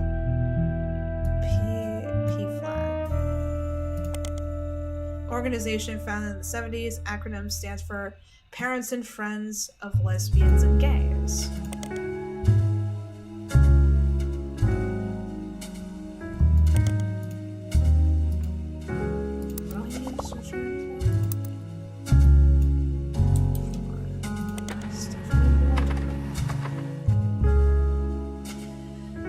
Find a cover story about local art illustrations, including one by Carolyn Morden. There isn't much about Carolyn as a person. This is mostly a listing of art in Butler County. She seems to get top billing. Accompanying the story, there is an image of Carolyn standing beside a large metal sculpture of a mermaid. It is captioned, "Carolyn standing next to her sculpture, Atlantis is Burden." The sculpture is one of many works featured in her upcoming book, Self-Portrait, Art and the Beauty of Women. According to a quote further down, Atlantis' burden is meant to symbolize a society split by indecision over whether women should be equals or something to protect. The picture on the front of the page has been added to your evidence. The image that accompanies the story of local art in the Butler County Times is captioned, "Carolyn standing next to her sculpture, Atlantis' Burden." This sculpture is one of many works featured in her upcoming book, Self-Portrait, Art and the Beauty of Women, by Carolyn Morden.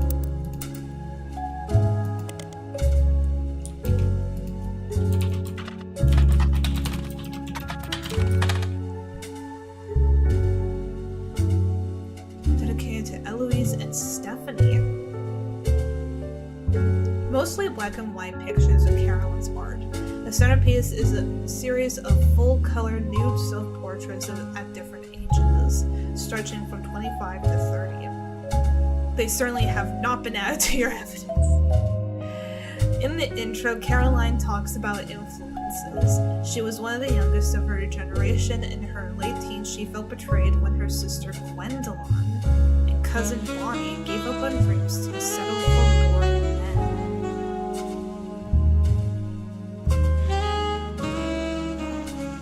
She especially dislikes her brother-in-law, Dr. Wilson, who she calls completely bogus. Their marriages led her to double down on her passions, art and the environment. She even married a man who was the opposite of boring, which was an overcorrection.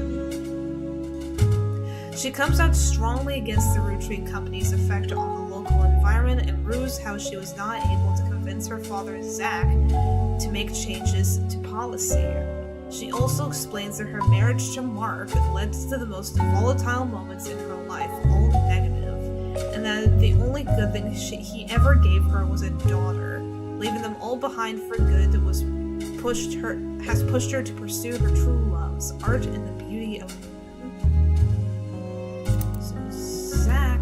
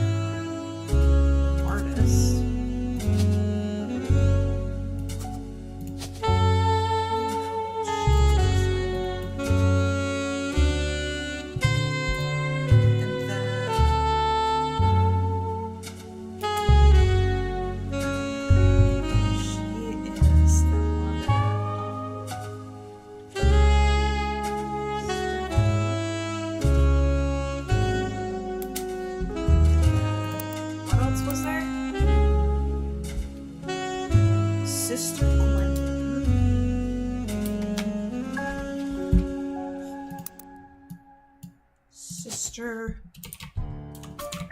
Gwendolyn, cousin Bonnie,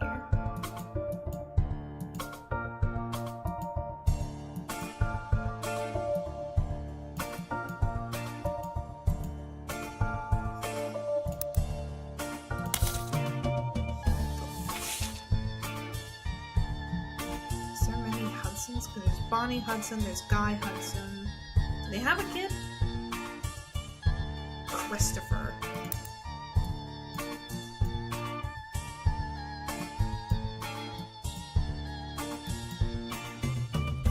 So,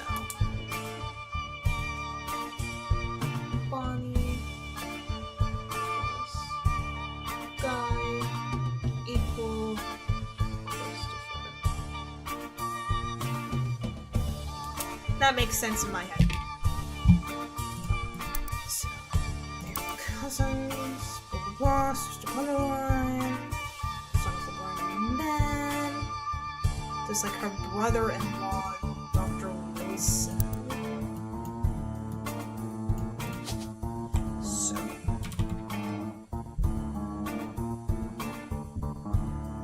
fuck.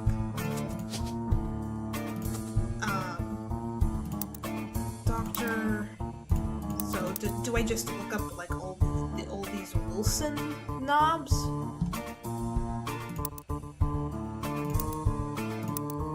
No. So there's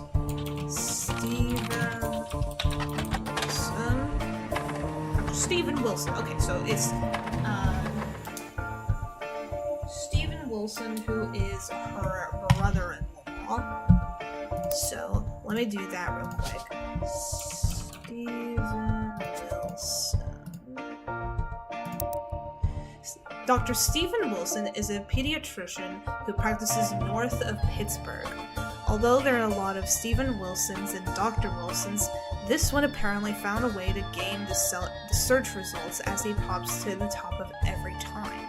His website claims that he is the pediatrician to the stars. Gross. The only evidence for this is that he apparently was the doctor to the Roottrees sisters. There is a picture of him on this website as well as a picture of his 3 children. The 3 of them look as though the photographer was holding them hostage. God, Christ. Regardless, the photos have been added to your evidence. There is also a quote that, although credited to his child Jason, you suspect might not be written by an angel. My dad is the best dad in the entire world, and he treats every patient with world-class care. He will treat your children like he would me, my big brother, or my sister. Totally written by a child, guys. Totally. Dr. Stephen Wilkins' kids. Quote below, the picture was credited to Jason. And we already read that. The picture has a day on it. It seems like this was taken 2 years ago in 1996.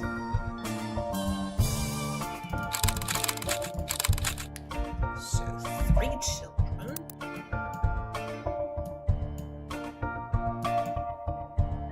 Wait, what? Oh, wait. Other way around. Whoops. So, Gwendoline Warden, then Carolyn,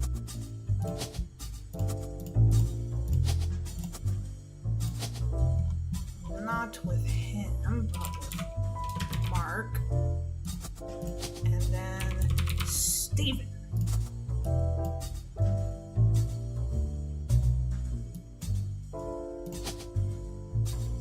I think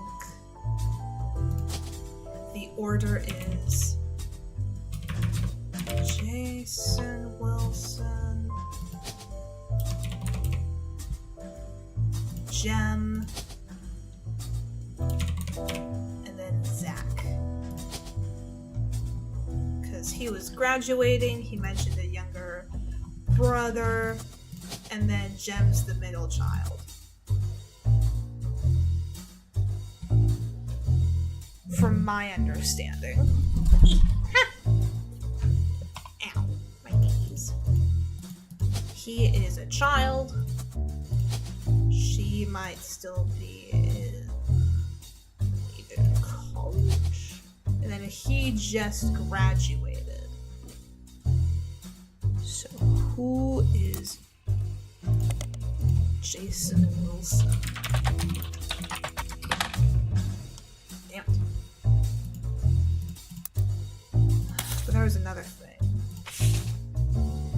Gross. Pay attention to the stars, my ass.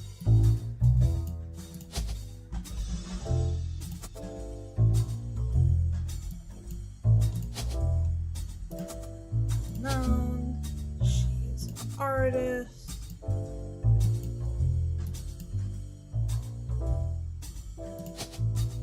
So that has nothing to do with anything.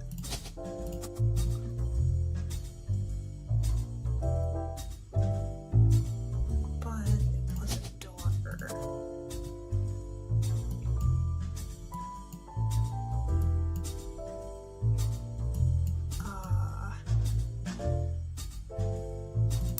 Crap. I'd like a hint, please. Between when you read about the Miracle Network, the vintage 5-piece ad, and the photo of the 5 pieces that you found in Lauren's diary, you have enough information to fill in another family member. Do I? Do I? The son of Miracle Jr. must be Miracle the Third. Yeah, I got that. I'm pretty sure. Yeah. Take a look at the 3 generations of miracles in your evidence.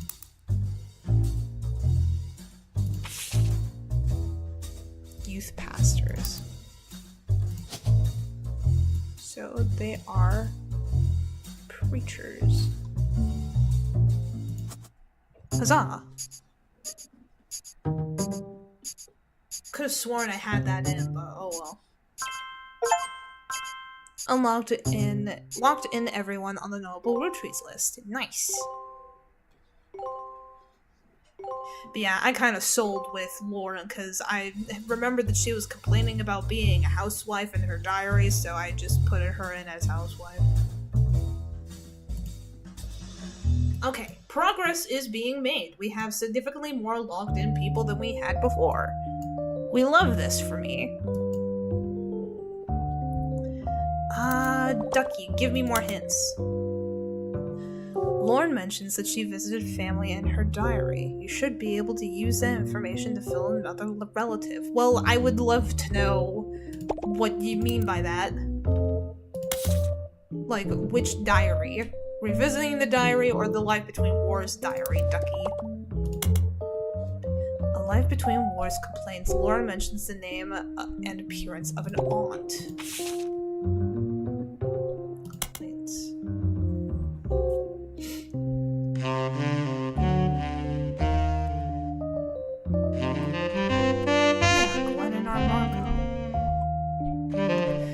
Is this to help me with Margot? Margolite? Wait, did it say Margot's occupation in this? Hold on. Where I went to stay with her. I even tried to dye my hair with her. Oh yeah, that's right. She did try to dye her hair. That would be this, wouldn't it?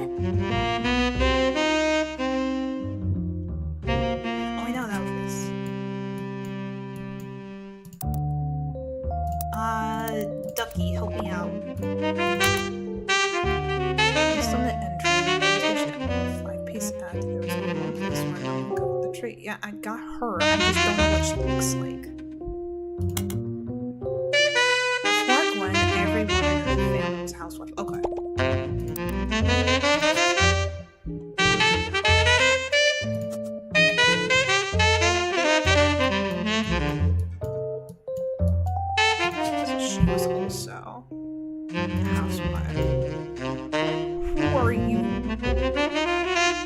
Ernest.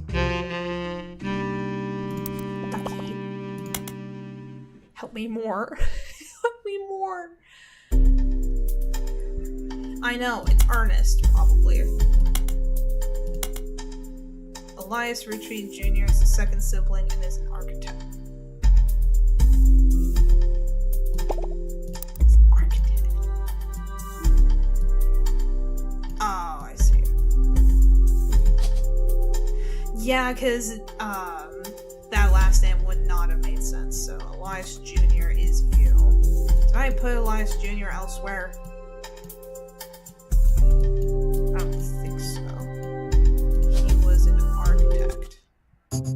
we go. I'm sorry that I'm using a lot more hints. It's just that, like, there's just so much information that my brain cannot contain. So we have unlocked the 5 pieces. Wahoo! But yeah, because, like, I just have so much information, and, like, my notes, like, in real life and in here are just absolute... Like, it's completely useless now, because, like, I keep, like, diving deeper and trying to find information, and then I get lost.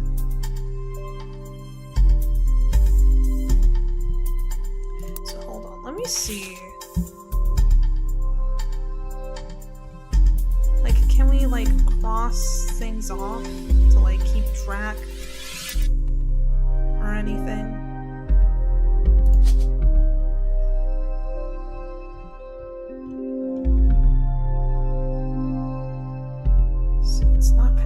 She has a son named Jack. Not Samantha. Not November. Definitely not any of the Roottrees. Madsons are on the other side. LaRues are not involved. I don't know.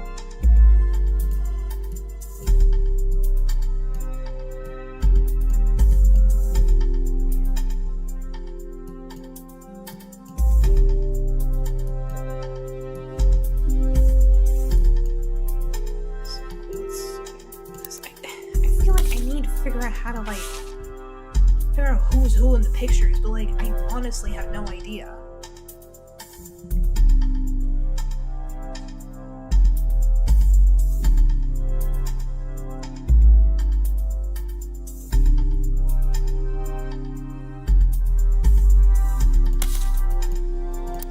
It's like, hold on.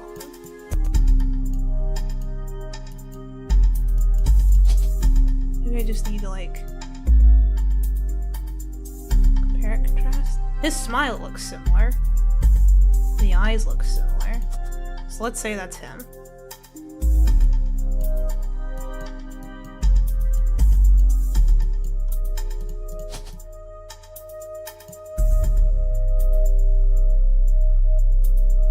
This seems to line up.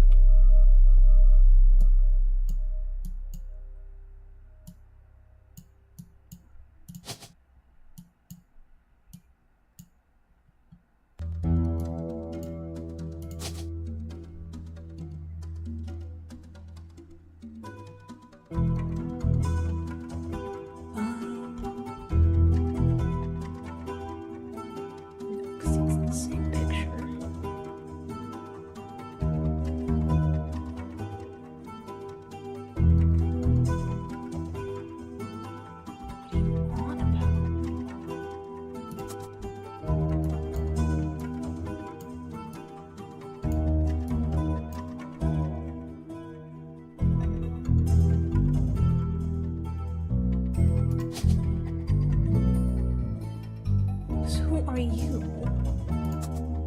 Because you're in the black and white photo. Back here. Who are you?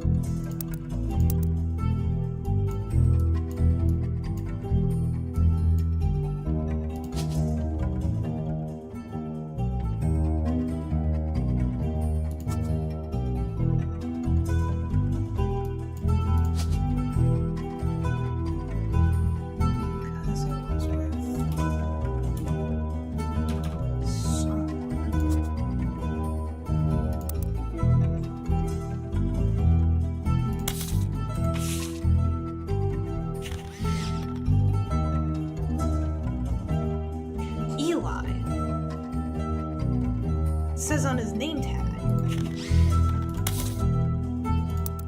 Who's Eli? We don't have a picture for him. Oh, he's a mechanic. Where is my head at? Where? What is wrong with me? I definitely feel like I got their names mixed up somehow.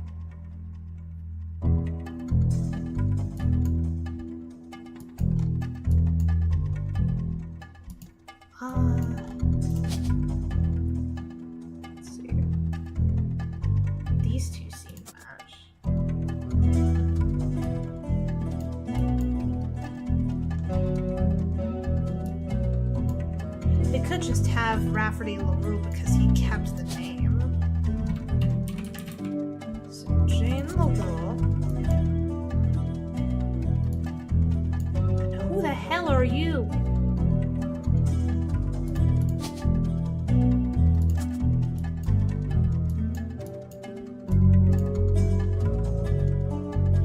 I think I can take another one. Revisiting the diary provides enough information to place it on a relative. The person in particular was this Sorry. Controversy. Yeah, I know it's Samantha.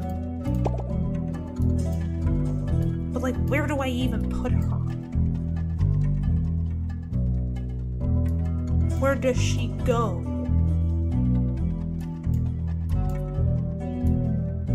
Oh, wait.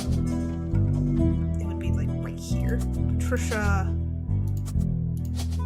Samantha.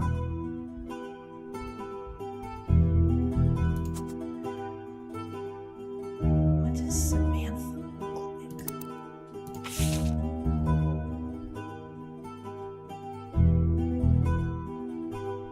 Grandma insisted we include Sam, even if we didn't want to. None of us understood why, including Sam. So that would be this little child right here. Right? No.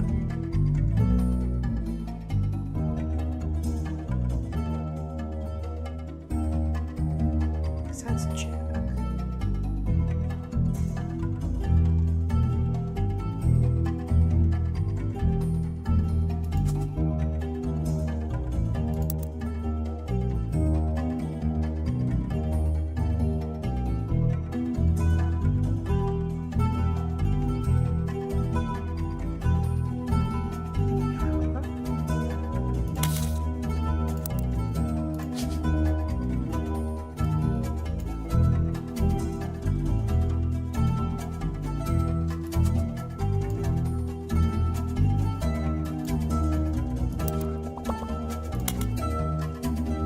It was revealed that Samantha Roottrees, the child of Elias Jr., revisiting the diary, Sam described her appearance. She was the only one next generation woman that fits the description. Where was that? Sam. Because I remembered something about, yeah, black hair and green eyes. So that fits exactly the picture that I just found. But then what's her occupation? Oh wait, no, she was a farmhand, wasn't she? Farmer. She married someone. We will open this envelope after the whole family tree will be filled in. It has two names that must be typed in manually. The clues are obscure, potentially hidden in the past, may even require some leaps in logic, which I do not appreciate. Like, I understand, but... Ducky. Lauren talks about some of her close cousins in one of her diary entries. Life between Wars Dynasty, a lot of information on the children, oldest 5-piece. Lauren specifically comments on the age differences between her and her 2 siblings. She says that Angie is older than her brother. In the photo next to the generation, there is only one woman who isn't... There is only one woman who isn't Sam or Warren. Next generation. Her.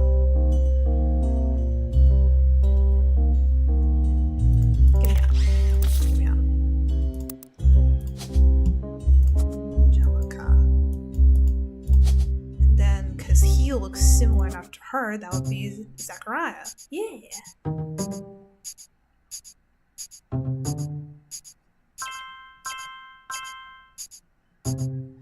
Okay. We're figuring stuff out. With the very, Ducky's coming in clutch. Ducky is helping me a lot. Oh yeah. Before Gwen, every woman was a housewife.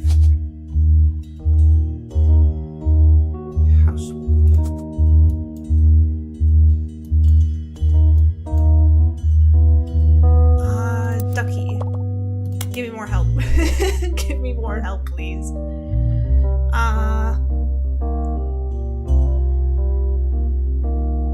read about someone who was raised by 2 women. There's only one spot on the tree where someone has a guardian. Look for the helping hand icon. This can be put to the side now. Because Ducky is helping me. Ow!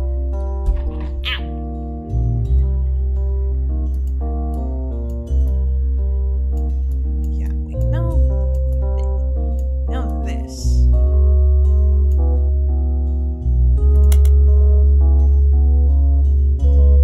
You should revisit the campaign mailer.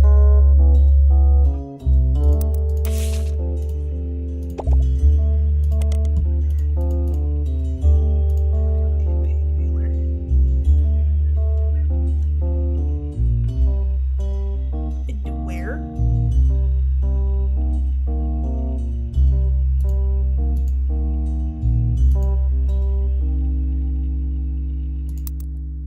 Oh wait, campaign mailer.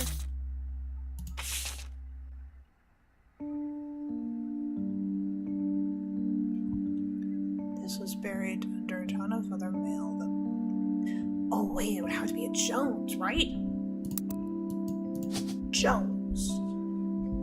Because this is Stephanie. This is Stephanie Stephanie Landon. She is now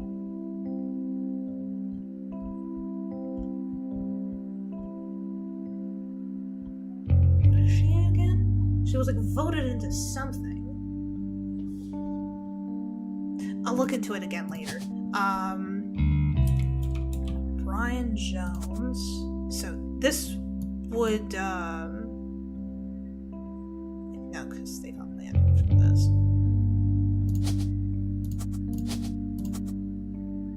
What was she again?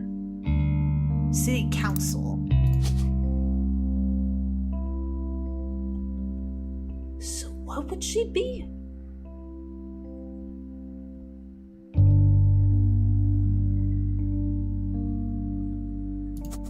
Hold on. Stephanie Jones.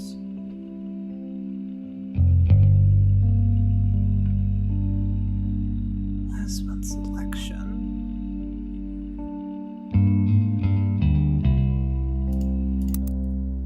So is she like politician?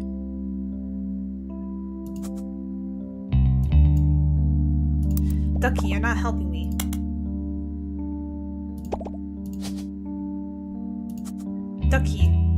Ducky, no!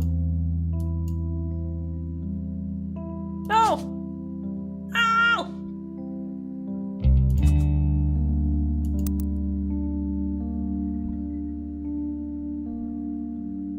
CM.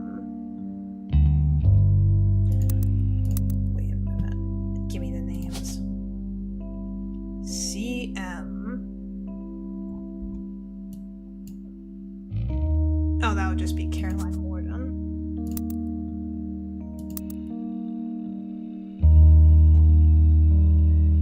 But I didn't get the Guardian. Ducky! There is a name mentioned on the spider search result for the Roottrees curse that warrants a closer look. Ernest Madsen Jr. Ernest Madsen Jr. in the Business Watch. I could have sworn I did that.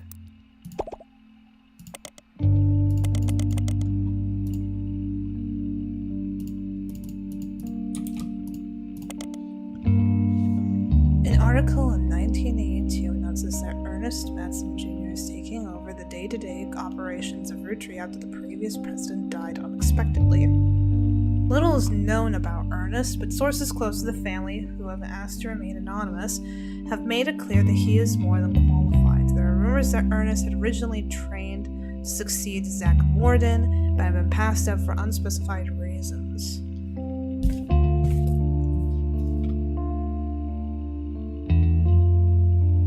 haven't run down in earnest, so there's that. Madsen. Business Watch also managed to get a quote from the company's publicist. The last 4 years at Roottrees have been rough. In an attempt to keep our products relevant to the modern audiences, some of our decisions have been unintended consequences.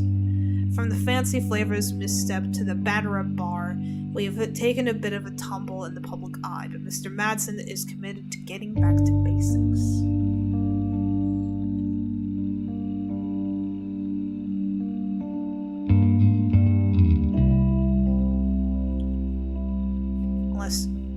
Ernie Jr. is Ernest Madsen Jr., and then Guy was somewhere. So, hold on. So, I think that's in order. So, Zach was second, Guy was third, Ernie is fourth.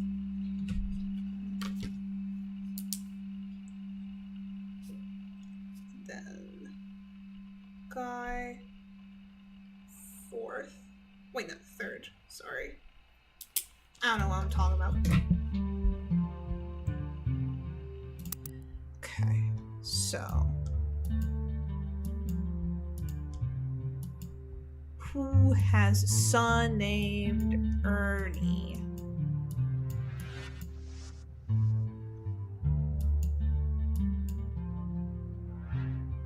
Ducky? You can find information on Sam Madsen's children and revisiting the diary.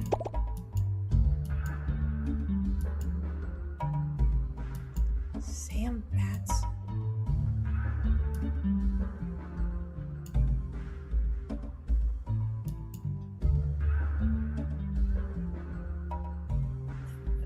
Let me look up Gwendolyn Warden. Ow! Let me out!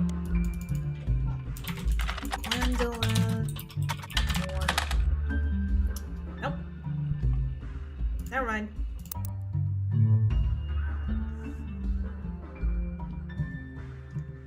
Every woman before her.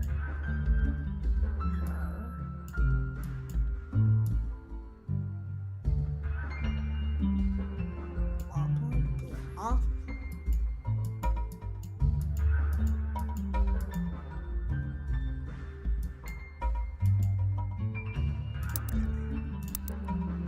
Ducky. Sam mentions both their names and a useful tidbit about their appearance.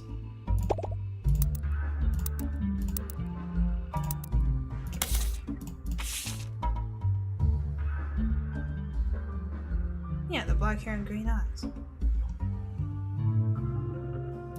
Ducky. Sam has 2 children, but only one of them has a spouse with a photo on your tree. Oh. Shiva Candle features Ernie Jr.'s wife. He must be the younger sibling.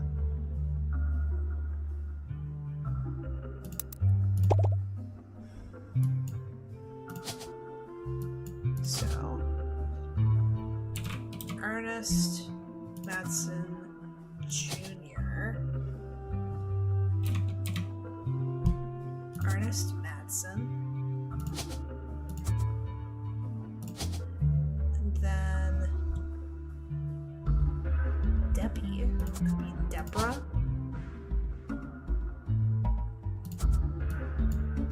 And then what was the name of the kid? Carl and Brenda. Blah blah blah.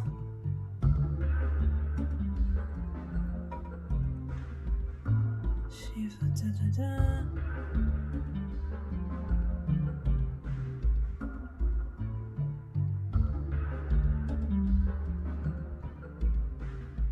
For Nicole's sake.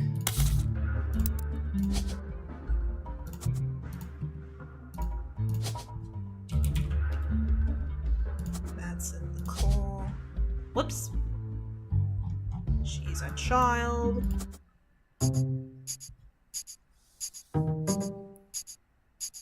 Again, I hate that I have to rely on the duck so much, but like at the same time, I'm so glad. Locked in everyone in the next generation photograph. Nice.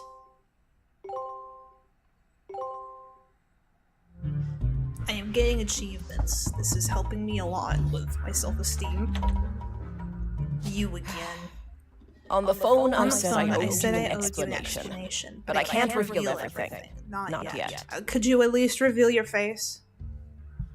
I'm sure this all seems like deception for deception's sake. So I'll try to explain why. It's true, I'm working with lawyers. But not the candy company lawyers. My public. I'm on the verge of releasing a book. And it's not kind to the Roottrees. Especially Elias and the Five Pieces. The truth often is. The truth. But with the plane crash, the publisher is rightfully worried it'll look like I'm making things up to exploit a tragedy. So they're doing their due diligence. That's why you're here. To be sure there's enough evidence for an expert to unearth the whole story. If I tell you the whole story now, we can't prove I hope you understand. That said, I can say that the work you're doing is very personal to my story. One spot on the tree is more important than the rest.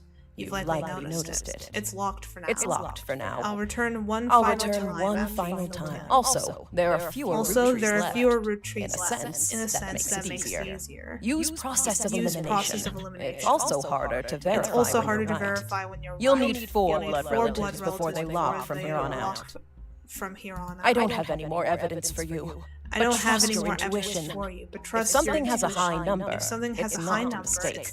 You're getting closer and closer to the truth. I look forward to seeing you soon.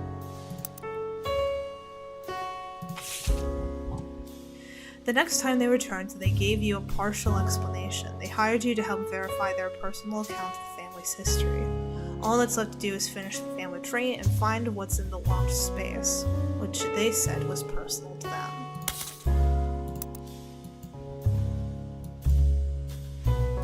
Because there was like a whole thing with Sam where she was like sent away.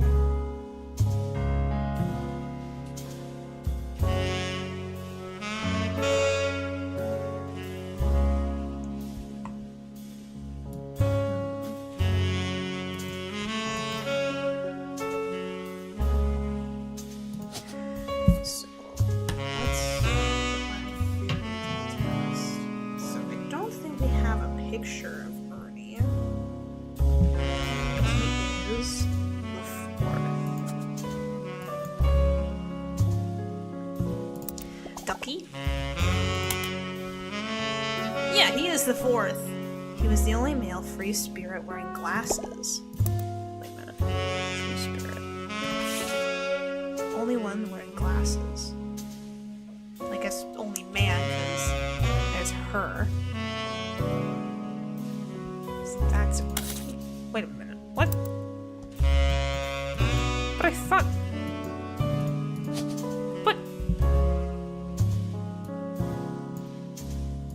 But you can see. Okay.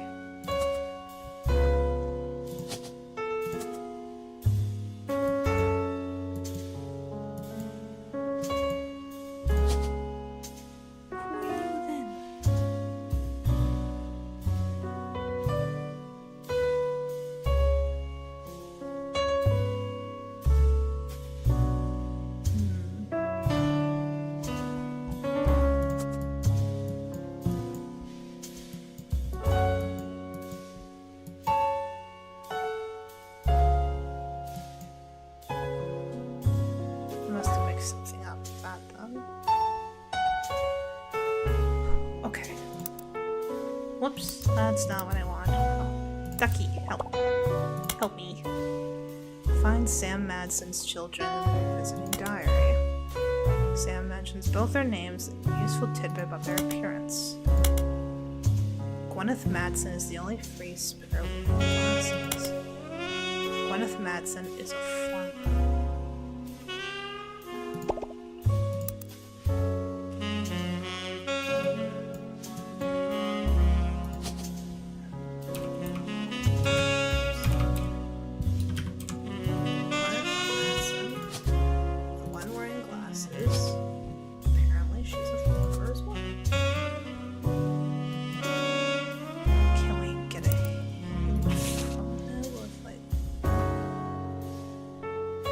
they look like they're holding hands, so is November her kid?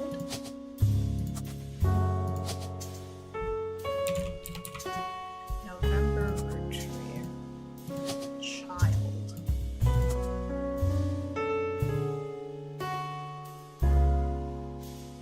Wait, this would be in the 70s. This is the 90s, so she'd probably be like in college or something. Would she not? Let's just go with a blank.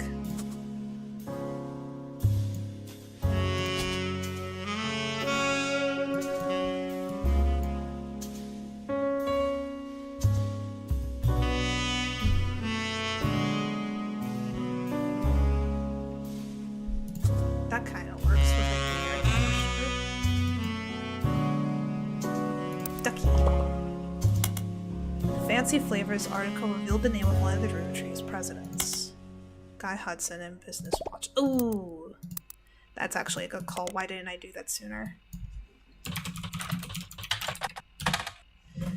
A small article in 1977. Guy Hudson, along with his twin sister. Oh, the evil twin. That evil twin nonsense, right? Because there was a mention of evil twin. And no strangers to the public when it comes to Roottrees snacks. Oh, is Bonnie the twin then?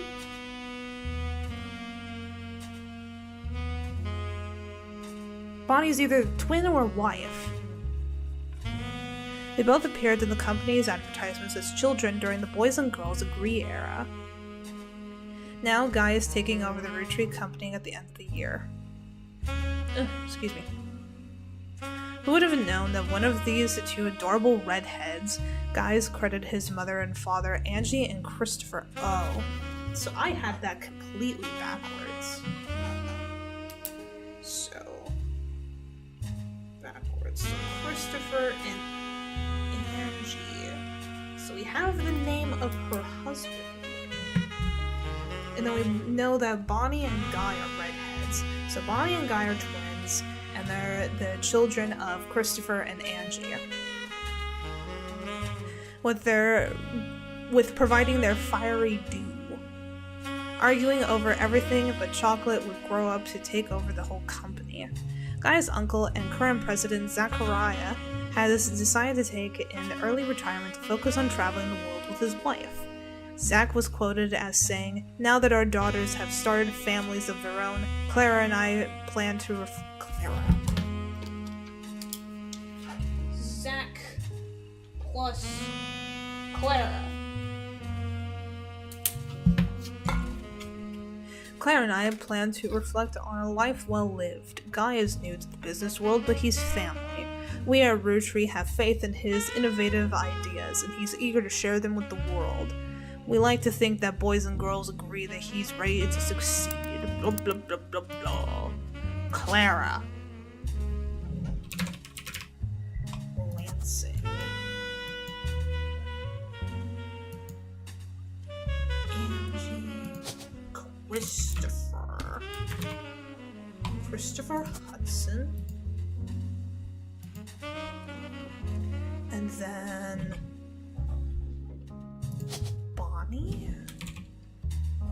Bonnie Hudson, Guy Hudson. He was the fourth? No, wait, no, he's the third. Why do I keep mixing that up?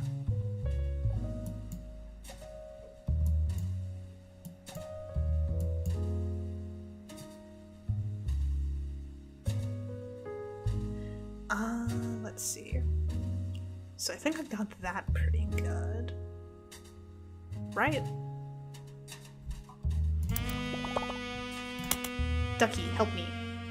Guy Hudson's death sounded a bit suspicious. Perhaps a local publication might have more information. Guy Hudson on Butler County Times.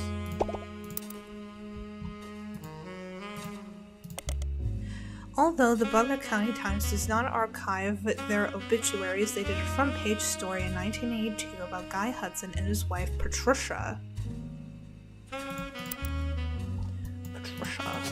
There's another Patricia. Patricia Jones. Wasn't there like a whole Jones family? Or like 2 Joneses or something? Anyway.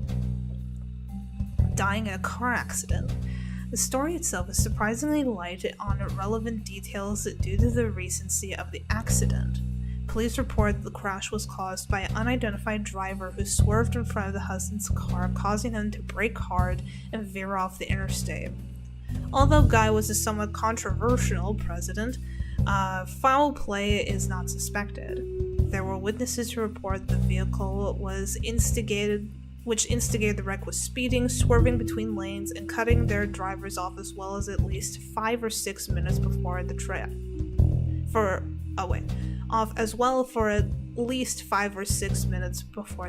accident. One witness says, "It could have been any one of us who they eventually ran off the road. The aggressor fled after the accident, and police have few leads other than the make and model." There was no license plate? Guy had been president of the Roottrees company for only 4 years. Though an undoubtedly volatile period in the company's history, he had his wife and had no children. Oh, I had this mixed up then. So, Guy. Patricia.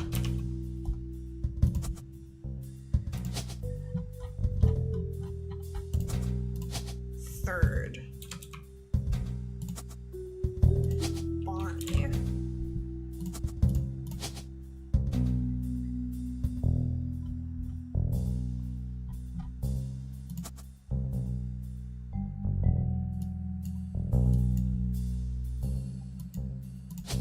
So I'm thinking it's this guy.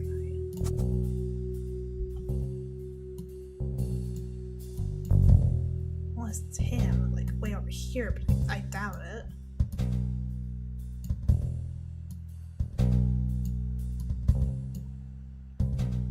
Let's see. Ducky Help. Guy Hudson's article in Business Watch mentions something from his childhood that sounds interesting. His ad campaign with his sisters seems interesting to look into. You right?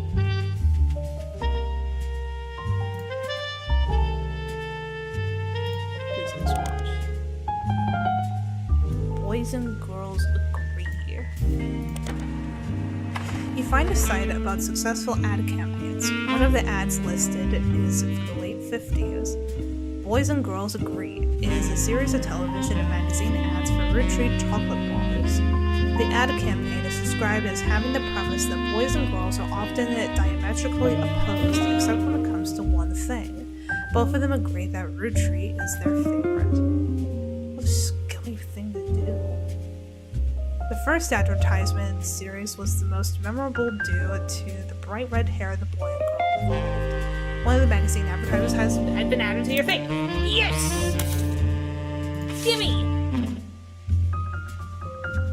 This is an ad for Roottrees candy from the late 50s. It was part of a campaign called Boys and Girls Agree, which included television and print advertisements. Both of them agree the Roottrees is their favorite. Blah, blah, blah, blah, blah. Give me the pictures.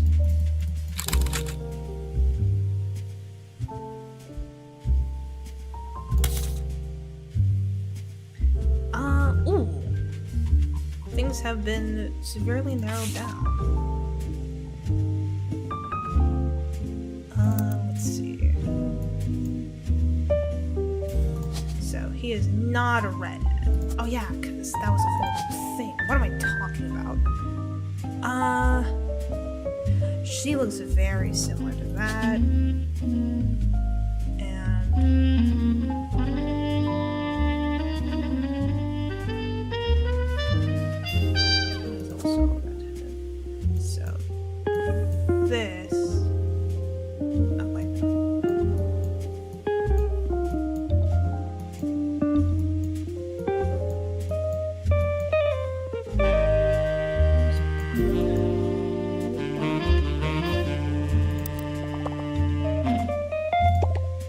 Hudson.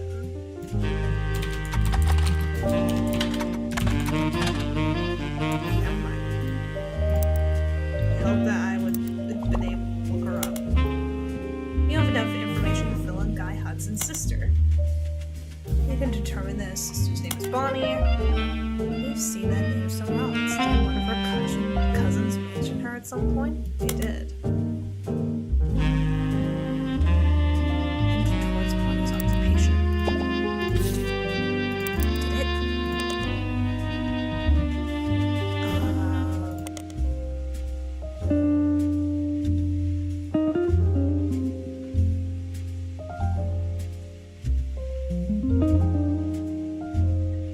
Their sister Gwendolyn, cousin Bonnie, gave up on dreams to settle for boring men.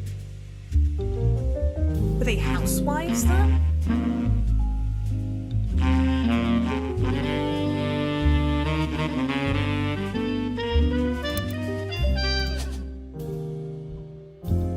Because they gave it up? Yeah.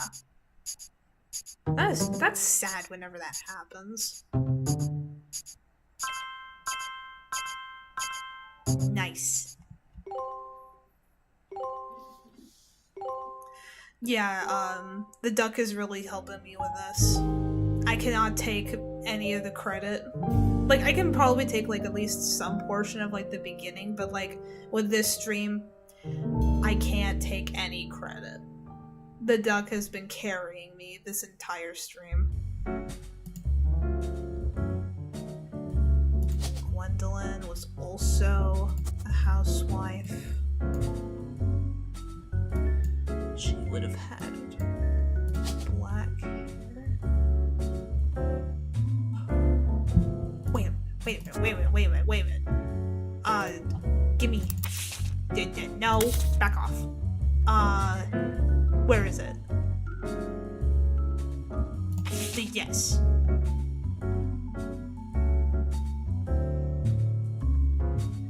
Davy, Bethany, and Stephanie.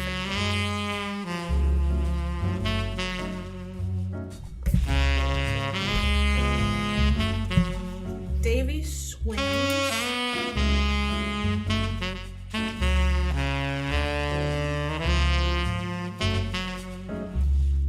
Bethany in your book, she's the one.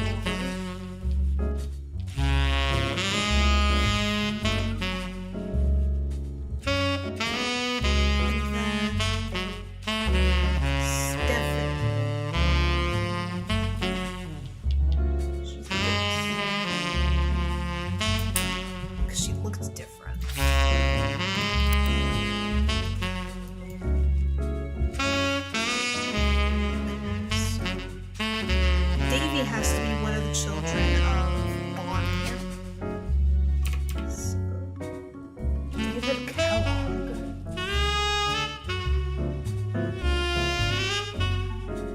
Kellogg? Like the cereal brand? Am I remembering that right? I know there's a cereal brand that begins with the letter K. It's like a big red fancy K, right? Is that Kellogg? I don't remember. There's only two, so I'm assuming that the third was the husband, and then David Kellogg is you. Pro athlete. And then I'm just gonna... Oh, Kellogg Bethany.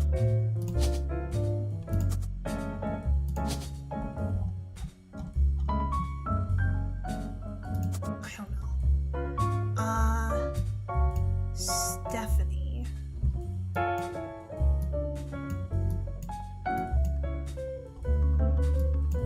I'm just gonna have this as the placeholder. Cattrall.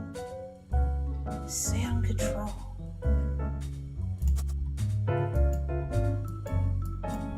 Where would that be?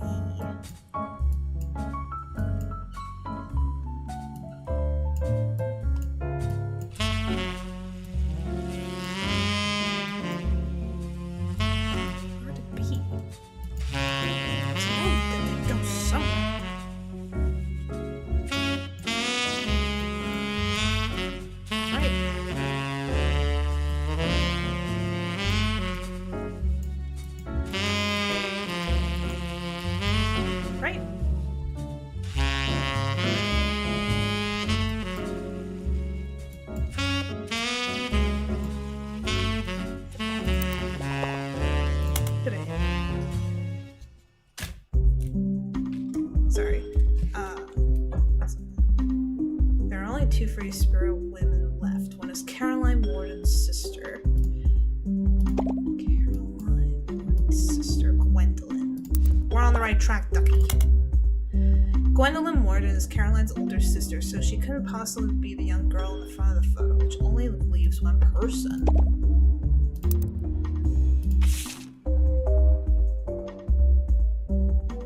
Pregnant lady?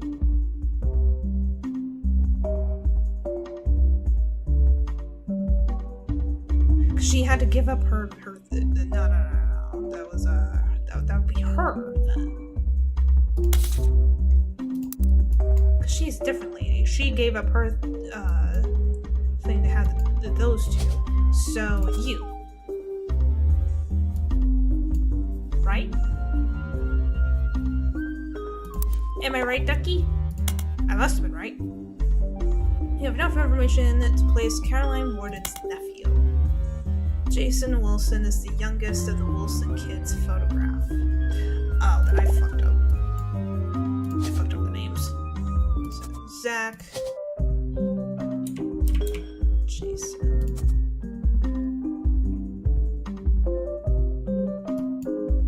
He just graduated. So I don't know what the hell he's doing. Maybe I looked it up because I got the names wrong and I thought I was looking up the correct person before. Nope. Ducky, help. To place Jason Wilson's siblings. Jason Wilson has an older brother. Their father is Steven, so there's only one traditionally male name left on your list. The Wilson kids photo, Zach is graduating from high school. He appears to be the oldest. Blah, blah, blah. Student college. So she would be K through 12. Yeah, I got everything messed up. Whoops. But like, it looked like he had just graduated, which means that he's no longer a college student. He's getting out of it, right?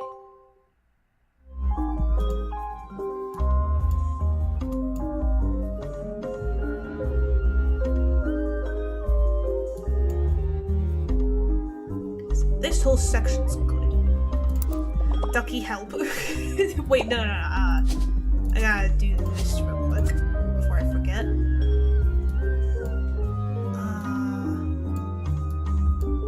I've not been focusing on this much. Is that what Ducky's gonna tell me to do? It's a good idea to look into people's business ventures. Ron Roottrees' company sounds interesting. Who the hell is Ron? Like Ronald?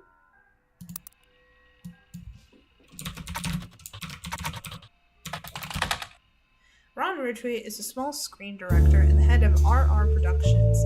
He directs episodes and a few other shows before showrunning and treating the one-season hit of Brother Trouble. The show was canceled partway through season 2. RR Productions. Defunct production company are responsible for Brother Trouble. You find a comment on the Usenet board stating that Brother Trouble ended up being an iconic name considering the rumors about RR Productions of Ron and Robbie Roottrees. Ronald and Robert.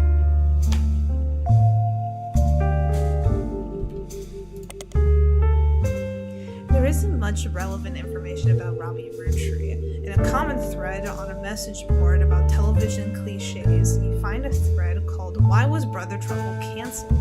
One user speculates, "I think it's because the writing went really downhill in season 2. They actually had an episode where Roxy was addicted to sniffing markers."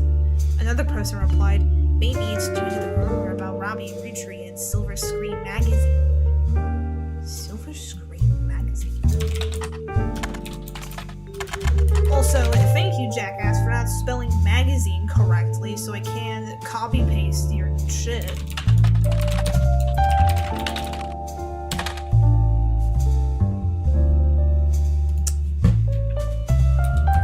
Yes, I did mean that. Silver Screen Magazine was a Hollywood insiders magazine that focusing less on actors and actresses and more about the nitty-gritty of writing, directing, costuming, set design, film promotion, and other elements of filmmaking. It ran from 1983 to 1993. It was bought by a bigger, more recognizable magazine a few years ago, and the website now redirects to the magazine. The new magazine doesn't appear to have any relevance to your case. Well, that helps me with these two chuckle butts, because they were directors.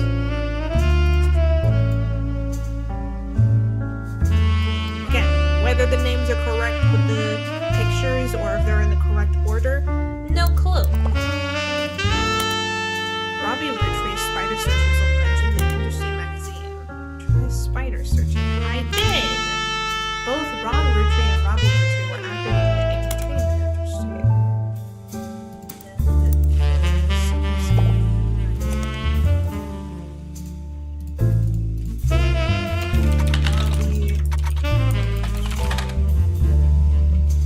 A small rumors article from 1992 that claims that self-taught television screenwriter Robbie Roottree was allegedly tried and convicted under the name robber in a French court of law. Oh! It seems he, again, allegedly embezzled from the company RR Productions to fuel a gambling habit that left him hundreds of thousands of dollars in debt. He then fled to Paris, where he grew up, and then Silver Screen continues to insist this was all very much allegedly assaulted an officer who came to question him. What the fuck is going on with you, Robert? The article's author says they were unable to get a statement from French authorities, but received information from an anonymous source and were able to confirm through public record that there was a trial involving a Robert Roottree around the time that Brother Trouble was cancelled. What do you mean there's nothing relevant? What do you mean?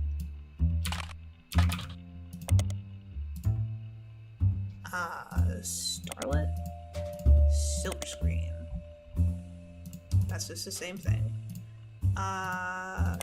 You. Nope. Okay. Ronald? Ron.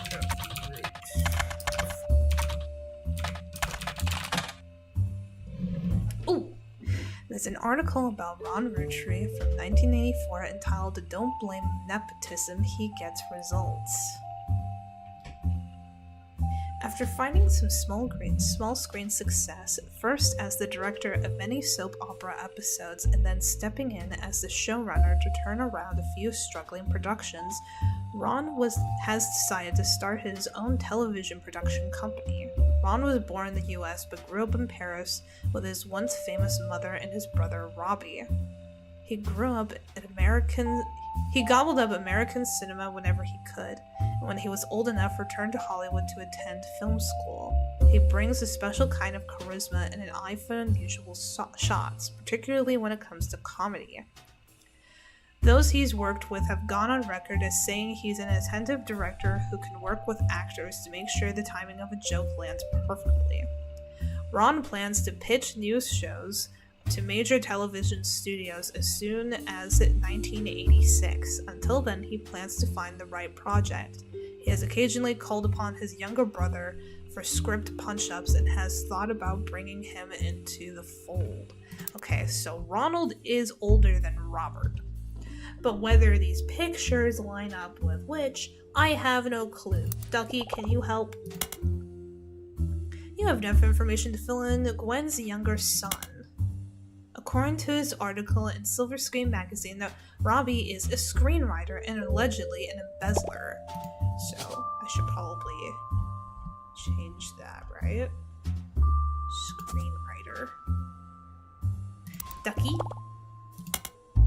There's only one free spirit left in place. There's only one name left in the caption of the free spirit's photo, and there is only one spot left on the tree for that person to go to.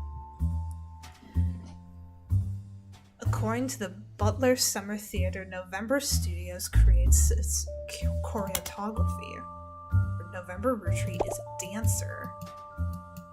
Oh yeah, that's right. That's her. The key. What? Wait a minute. Hold on. Get out of here. Yeah, November Roottrees. Sorry. Yeah, childish writing. That's November. She's a dancer. Unless she's in the incorrect place. She might be in the incorrect place. Crap. Whoops. There's so many wires, and because I have to be relatively close, so that way the microphone isn't absolute garbage. God damn it. I really gotta clear my desk. Not right now, because I'm in the middle of the stream, but eventually. So she might not be here. No, because she's Madsen. I gotta find something for Roottrees.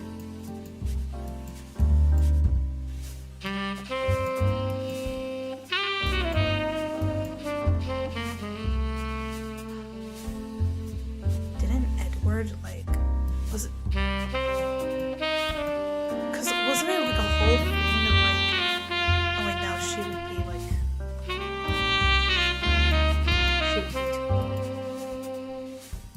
where does she go?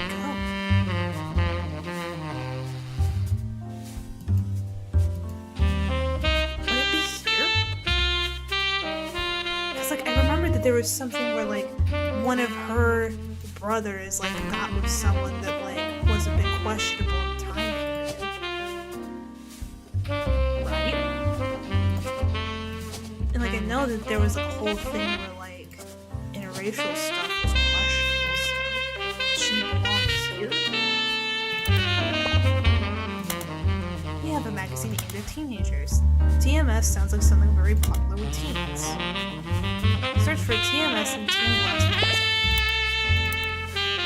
Why didn't I think to do that? I am so foolish. Tommy Mark Sheridan appeared on the cover of Teen Blast, a record 38 times, including 3 back-to-back months during the height of Brother Trouble. In the issues he wasn't on the cover, he was still mentioned quite often. You read every word of every article, and besides the fact that he was married to Raina, only one thing seems relevant. A gossip section from 1996, about 8 months before their marriage, is called "Is TMS Dating a Roottrees?" It says, at a recent autograph signing, TMS told a Teen Blast reporter that he met a girl at a party in Malibu. Apparently, the cast of Brother Trouble gets together at Penelope's house once a year, and this time TMS found love. The mega hottie had this to say. She's incredible. She came to the party to meet me specifically, and I'm glad she did. She said she had a crush on me when she was younger. I told her I have a crush on her from her posters now. When our Teen Blaster reporter asked who the lucky girl was, TMS refused to spill, but we did some digging. One of the creators of Brother Trouble, Ron, married Penelope, who played TMS's mom on the show, and get this, Ron is a distant relative of the Roottrees sisters. So that helps a lot with figuring out where Penelope Tessa Green comes in.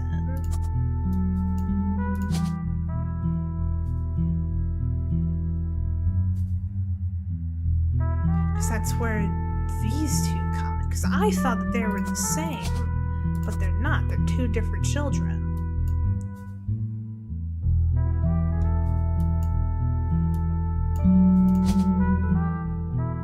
But then, who are these 3?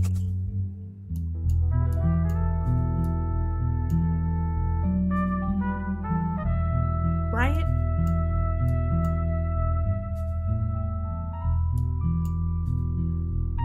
Am I going crazy?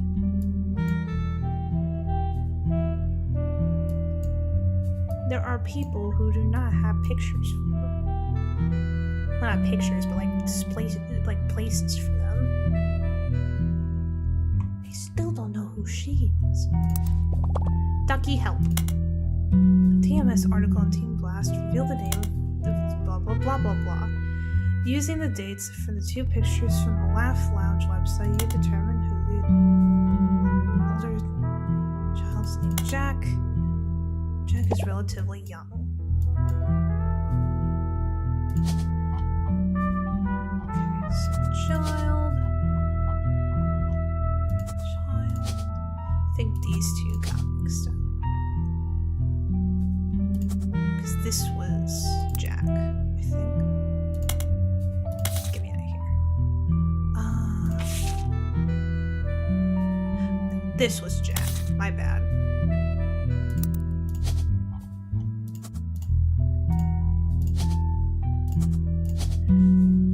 Jack Roottrees.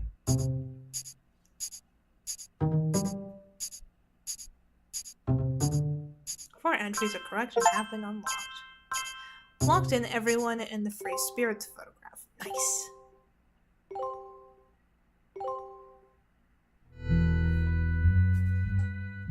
So wait, November was the child of Edward. Oh. What was this child's name?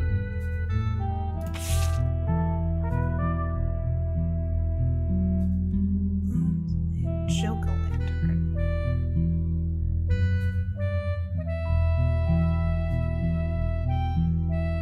Joke-o-lantern. Who are you? Ducky, explain. There's only one Roottrees left in your name list. Christina Roottrees must be Ron Roottrees' younger child.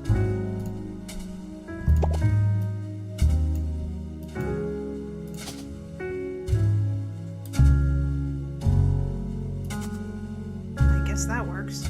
I don't know how I've been able to get that from anything aside from process of elimination.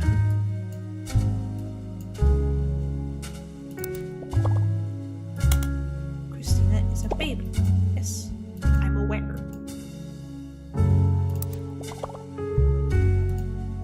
Yes, I'm aware.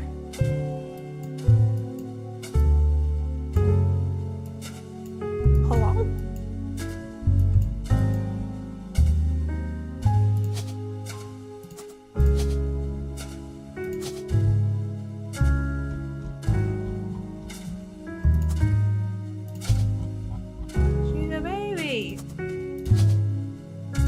What job does a baby have?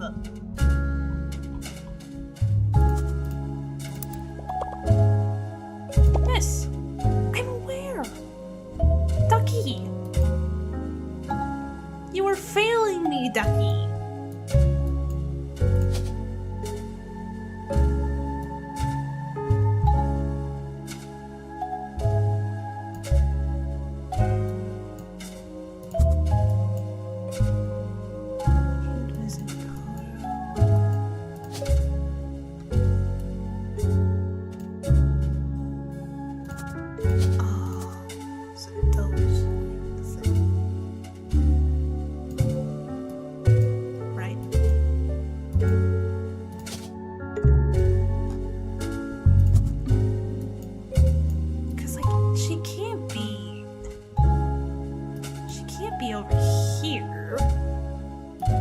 Because this is where the... But... A baby doesn't have an... Oh, wait, no. I was gonna say, a baby doesn't have an occupation, but I didn't see the baby was an option. You should look more into Roottrees business history thing. Anderson Apple Farm in Butler County Times. Why are we going that far back? Oh, wait, no, because of the picture, you're right. To figure out, who this guy is, and then, like, who these two are. Wait, is that Miracle? Wait. Because I was worried that they looked way too different. Oh yeah, because he lost his sight. That's right. And then he would have been the child there.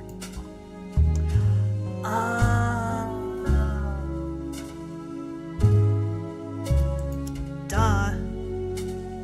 How can I be such a fool?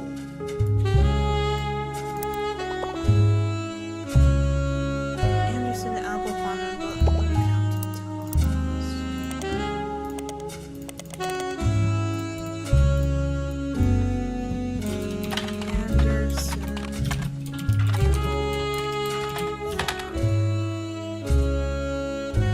The Butler County Times has had consistent ads for tours and demonstrations at the first Anderson Maple Farm for a very long time. The farm also appears every so often in a section about things to do in Butler County. It seems that twice each summer the Roottrees Candy Company's current head of farming, Mrs. Cottrell,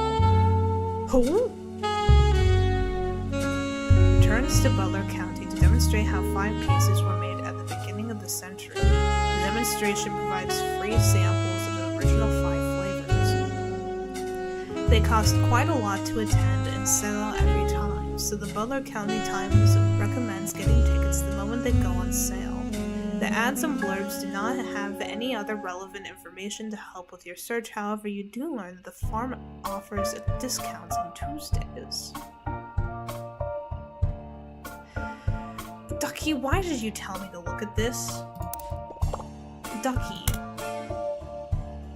In Cousins, Chris Rafferty mentions that one of his cousins is an only child.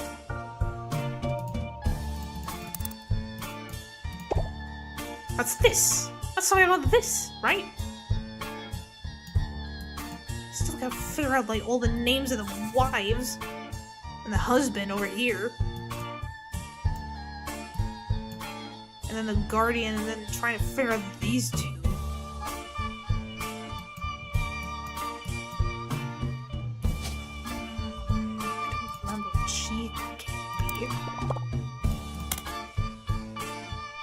The only spot available for a cousin with no siblings is beneath Gwyneth Madsen. Oh, you right. Stephanie Cottrell. Oh! And then who's Mr. Cottrell? Sam? That's right!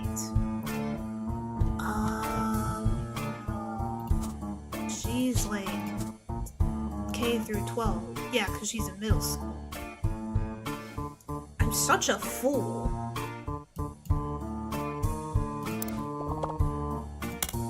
Chris Rafferty mentioned in College of Cousins. Sprite search for Yukon. Did I not do that? When you search for Yukon, you find out that it's the University of Connecticut, and that David Collig IV is on their swim team, the Huskies. He also came in second in his most recent competition, though that doesn't seem relevant. So I was right, he is the 4th. Would I be in college? Yeah, I would be, because he's in a university. She would also be in college, right? Yeah, one less cousin.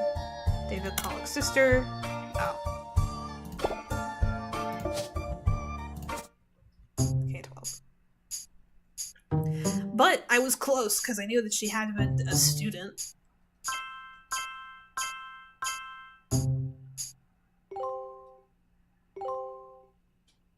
We're doing better. The duck is definitely carrying. I am ashamed. Ooh! To my genealogy genie. If you're genie. reading this, If you're it reading means this, you've locked in 49 blood relatives. 49 Congratulations. I knew blood you could do relatives. it. Congratulations. There are I 2 knew you more could do it. entries I on the needed, family tree I'd I like you needed to my consider. duck companion to help These me out. last 2 Don't are get it. optional. Do not give You me can summon me whenever you wish. congratulations. However, there this are will 2 end more your entries search on the and family reveal tree the I'd like truth. you to consider. So make sure These you're last ready. 2 are optional. You can summon me whenever you wish. However, this will end your search and reveal the truth, so make sure you're ready. Well, of course I'm gonna have my ducky help me. Wait a minute, but I didn't... But I don't have the wives. There's Eloise. How do we figure out the wives? Hold on. I would actually have to look that up. Because, like, how the fuck would I ever be able to figure out all of their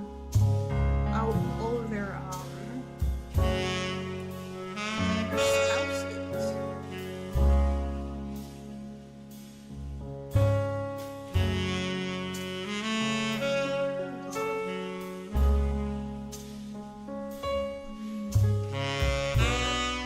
So, Roottrees spouses.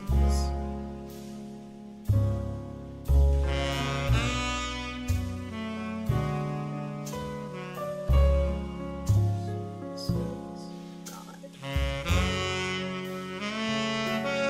Clues for spouses.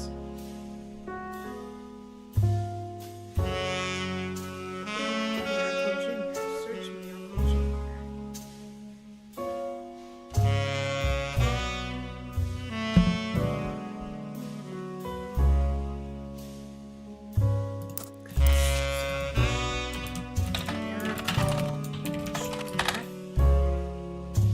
Who is your spouse?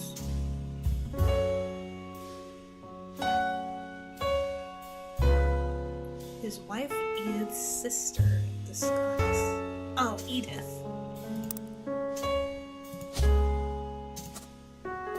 So that goes there.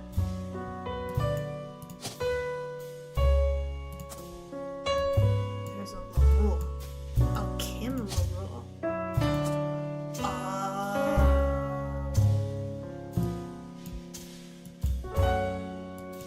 He just loves LaRue, doesn't he?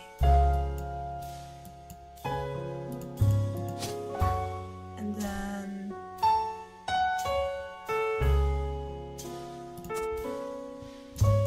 spouse. Eloise, because it doesn't have a surname. Who is EC? So, I think this is Helen. I think this is April.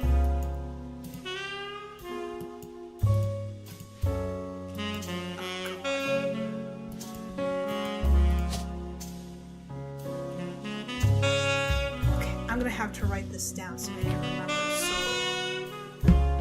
I don't know why he would be known as EC, but the only name left. Where's the other therapist? So, Walter Forsyth.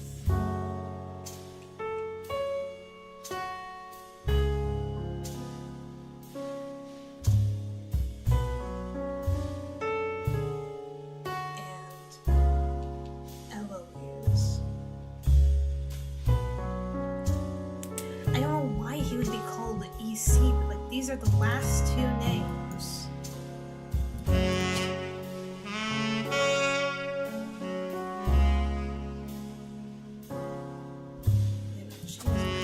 Wait a minute, what? Oh no.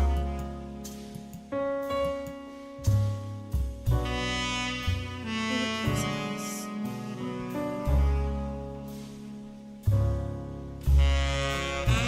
Ducky? Remember that history of candy book from earlier? There's a little detail about the book that you may have skimmed over. The book you found was volume 2. The History of Candy volume 1?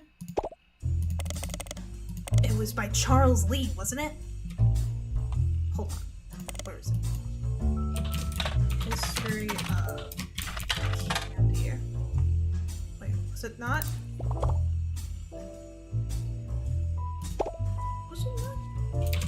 Charles Lee. Whoops.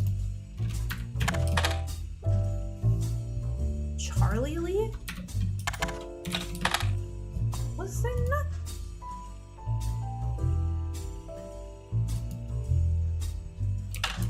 Candy. Candy.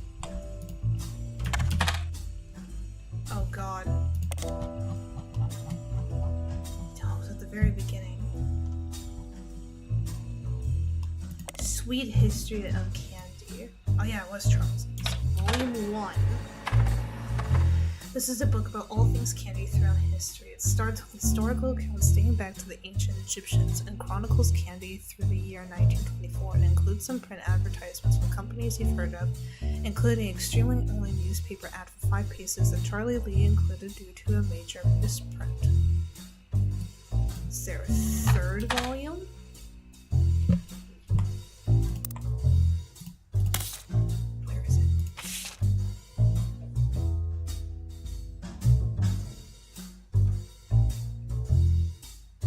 EC for egg cream? Who? He founded this advertisement in the Sweet History of Candy, Volume 1 by Charles Lee.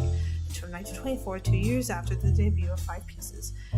The author included it because of the spelling error in the word available near the bottom. It states that the flavors are inspired by their children in the order of grape, elderberry, egg cream, cinnamon extract, and melon. Where the fuck did egg cream come from? Elderberry. It's not elderberry anymore. It's... Oh wait, no, elderberry's still there. Wait a minute. Who's replacing EC? 1, 2, 3, 4, 5.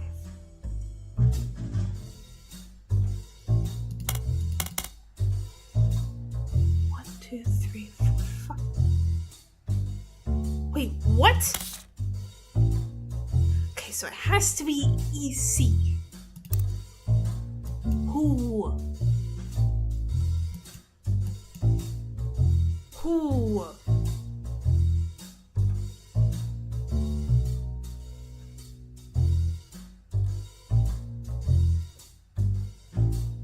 Ducky. You have everything you need. All you need to know now is look through your evidence for inconsistencies. There are some interesting mentions of an EC in Lauren's diary. Those old candy ads seem suspect as well. What was that strange love letter about? What is happening? Have you poured everything over? Are you sure? Because if you click this button again, I'm just going to tell you the answer. If that's you, want to go right ahead. If not, look back at the pieces of evidence I mentioned before. It should be enough for you to find the answer. Okay, I'm not gonna let Ducky down. I'm going to look through. 'Cause what? Wait a minute.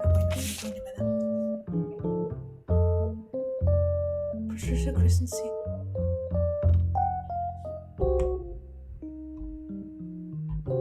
Wait a minute. If not for her story, yours and mine would be the most tragic tale ever told. How awful it is that such beauty was ripped from its rightful fate, and worse, sent to live in possession of your brother's twisted twin.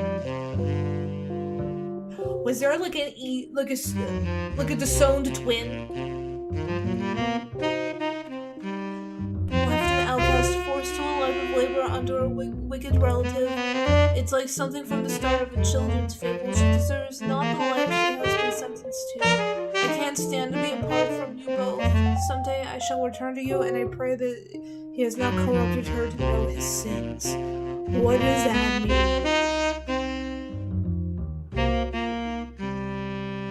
I swear that on that joyous day, with all the strength I can muster, I will fight for our child's freedom. Let us pray her fable has a happy ending. What does this mean? What does this mean?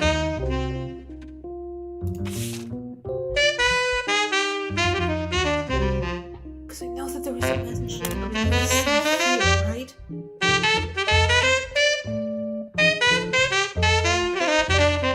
started talking about Sam, right?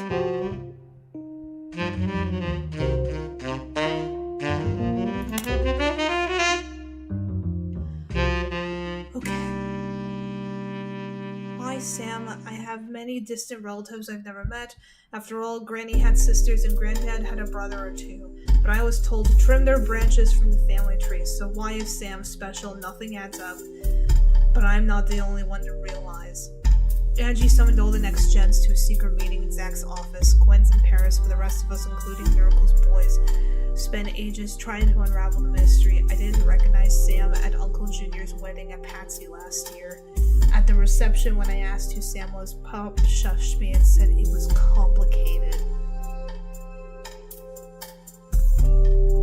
Clancy swears she saw Sam working alongside farmhands EC and John when he used to drive past the old Anderson farm on his way to work. Who the hell is John? Who's John? Who's John?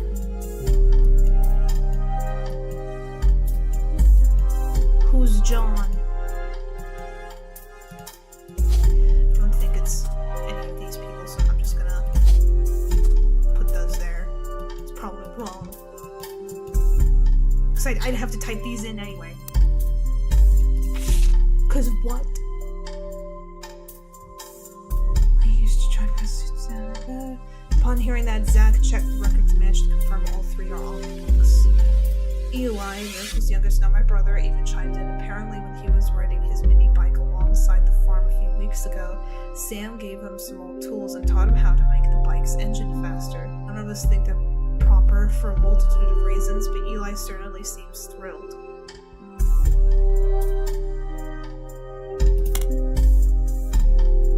Any more mention of EC?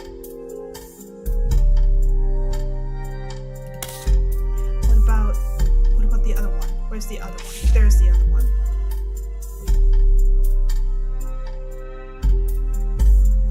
Didn't even know Sam was a Roottrees. All of my doubts were ill-founded. She's a fine woman. Had she the chance to grow up with us, Sam might have been the sister figure Gwen never was. Ernie and the kids were lucky to have her, and her children seem eager to help the family in their own ways. Ernie Jr. has been learning the day-to-day from Zach. It's been a long, long time since any real Roottrees was as excited and interested in the actual candy as Ernie. As a bonus, Gwyneth was the green thumb of her mother and her adopted grandfather. What I'm most ashamed of is not figuring it all myself. Sam's spitting image of Patsy with her jet black hair and green eyes.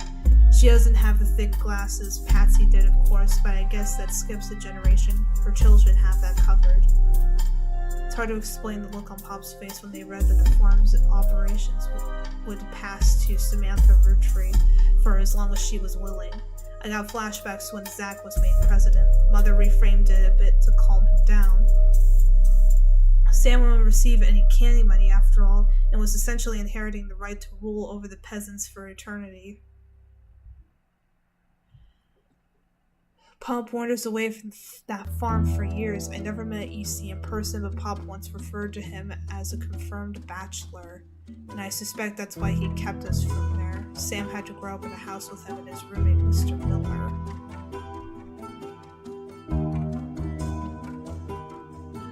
I'm not sure Sam will ever forgive Uncle Junior or Patsy for abandoning her to that life.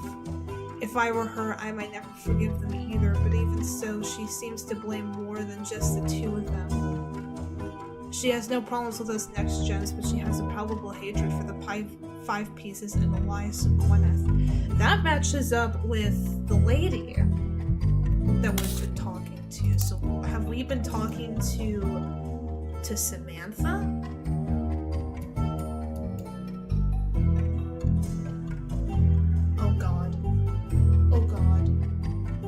Oh god. I'm scared. Because I have an idea and I don't want it to be right. I have a guess and I don't want it to be right. I'm gonna ask the ducky. I have to. because I don't want to type it down and have it be wrong, because, like, I do want it to be wrong. I want it to be wrong more than anything. I hope that I'm overthinking this. Because my conclusion in my head, I don't even want to say, because it's disgusting.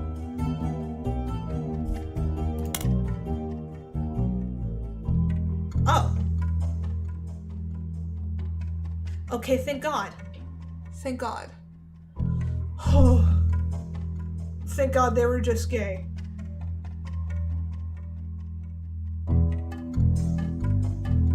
Because my brain was thinking all, like, the worst possible scenario that involved Samantha. Thank God that Edward, Clancy Roottrees, and John Miller were just gay. Wait a minute, what?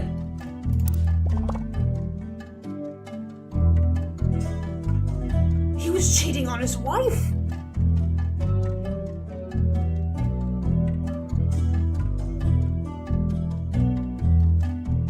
Wait, so that means that Samantha is Lauren's sister, so yeah, she would have actually been the sister that she wanted her cousin to be.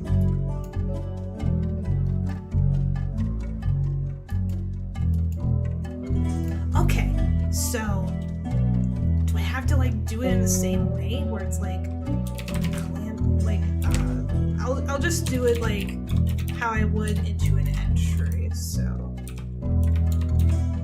Clancy Edward Roottrees and John Miller. That was it, right?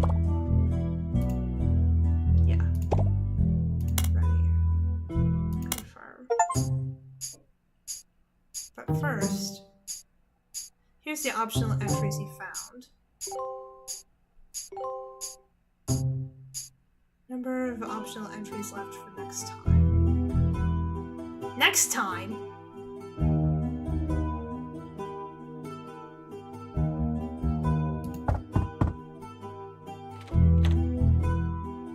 So, you had a guess for EC. So, you had a and guess identified for EC, his partner and as John identified Miller? his partner as John Miller. Okay. That's what we were here to determine. So that's what we were here to determine. I'm Sam Madsen. I'm Sam Madsen. You know me. Though you as know Samantha me as Samantha Roottrees. Roottrees. Yep. I got old. The only picture you have of me is from 40 years ago. My book tells the truth about Elias, the 5 pieces, and my parents. Not my biological parents, Elias Jr. and Patsy. My fathers. Edward Clancy Roottrees. By now, you've either read Lauren's diaries, or you're just an incredible guesser. Lauren was right. I hated the 5 pieces. She just didn't know my full reasoning. My father, Edward Clancy, was a great man. But his identical twin Clancy and his father, Elias, were not. At age 16, my father was caught kissing a farmhand.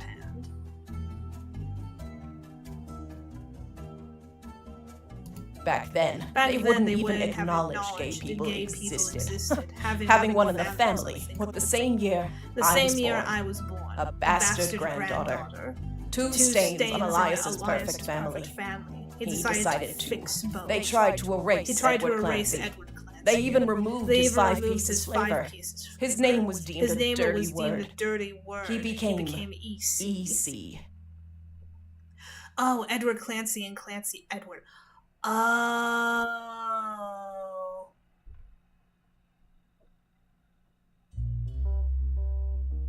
We were sent to the farm, and the 5 pieces did their best to keep the next generation away, to isolate me from family.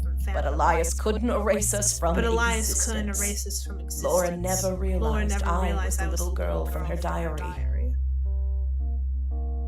Who could blame me for being so confused that day? Her father was an exact copy of mine, except without the beard. Oh.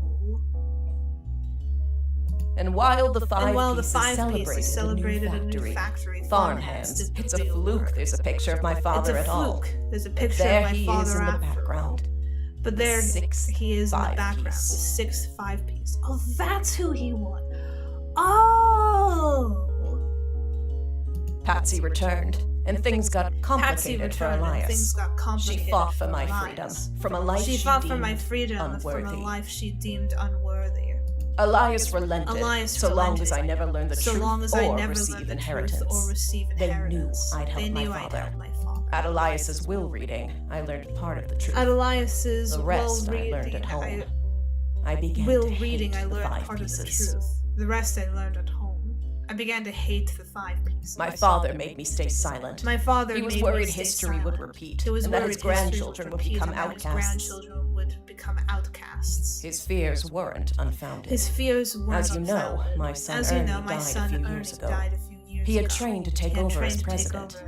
But due to family politics, or perhaps hubris, it went to Guy, a real Roottrees. He nearly root when Ernie took over. He saved the operation. Over 13 years, he made the family billions. Ernie earned about $36. They got by on Debbie's salary, but when he fell ill, he couldn't pay his medical bills. His death was my tipping point. Originally, my book was meant to expose Elias's hypocrisy. Until I started to look into the other. Ron tried to have Robbie removed from the trust, but couldn't. Robbie was a blood relative, even out of wedlock. That sounded familiar. The Clancy trust that Elias established was designed to secure his family's future. His entire family's future. Oh, his entire He couldn't write exceptions in without the whole thing falling apart. My book can definitively prove that Elias was not the paragon of virtue he's heralded as. And that my daughter and granddaughters are just as much family, at least in the eyes of the trust. The Clancy Trust will secure their future. They can decide what to do with their shares. But I'm old, and I'm not in it for the money. The truth has been eating away at me for years. But now I can set the record straight. As someone who enjoys searching for the truth, you might understand the power it had. Whitewashing the past to protect the status quo can lead to repercussions in the present and future. I appreciate what you've done for me. The tree wasn't easy, and proving who EC was will be an uphill battle. That's what we were here to find out. If I can find my way into the trust, my share belongs to you. Looking at the family tree on your wall, now with my father's, everything finally, unless a whole lot more Roottrees somehow appear from thin air. This is the last time I'll come knocking. Thanks again, and so long.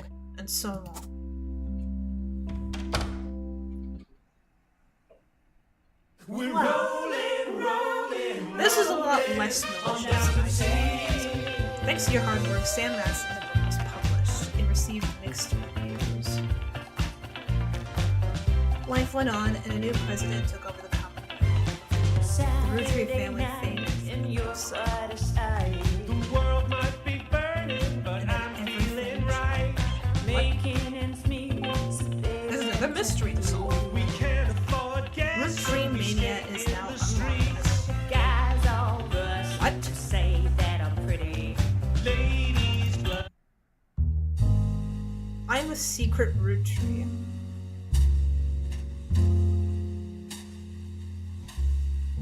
Huh?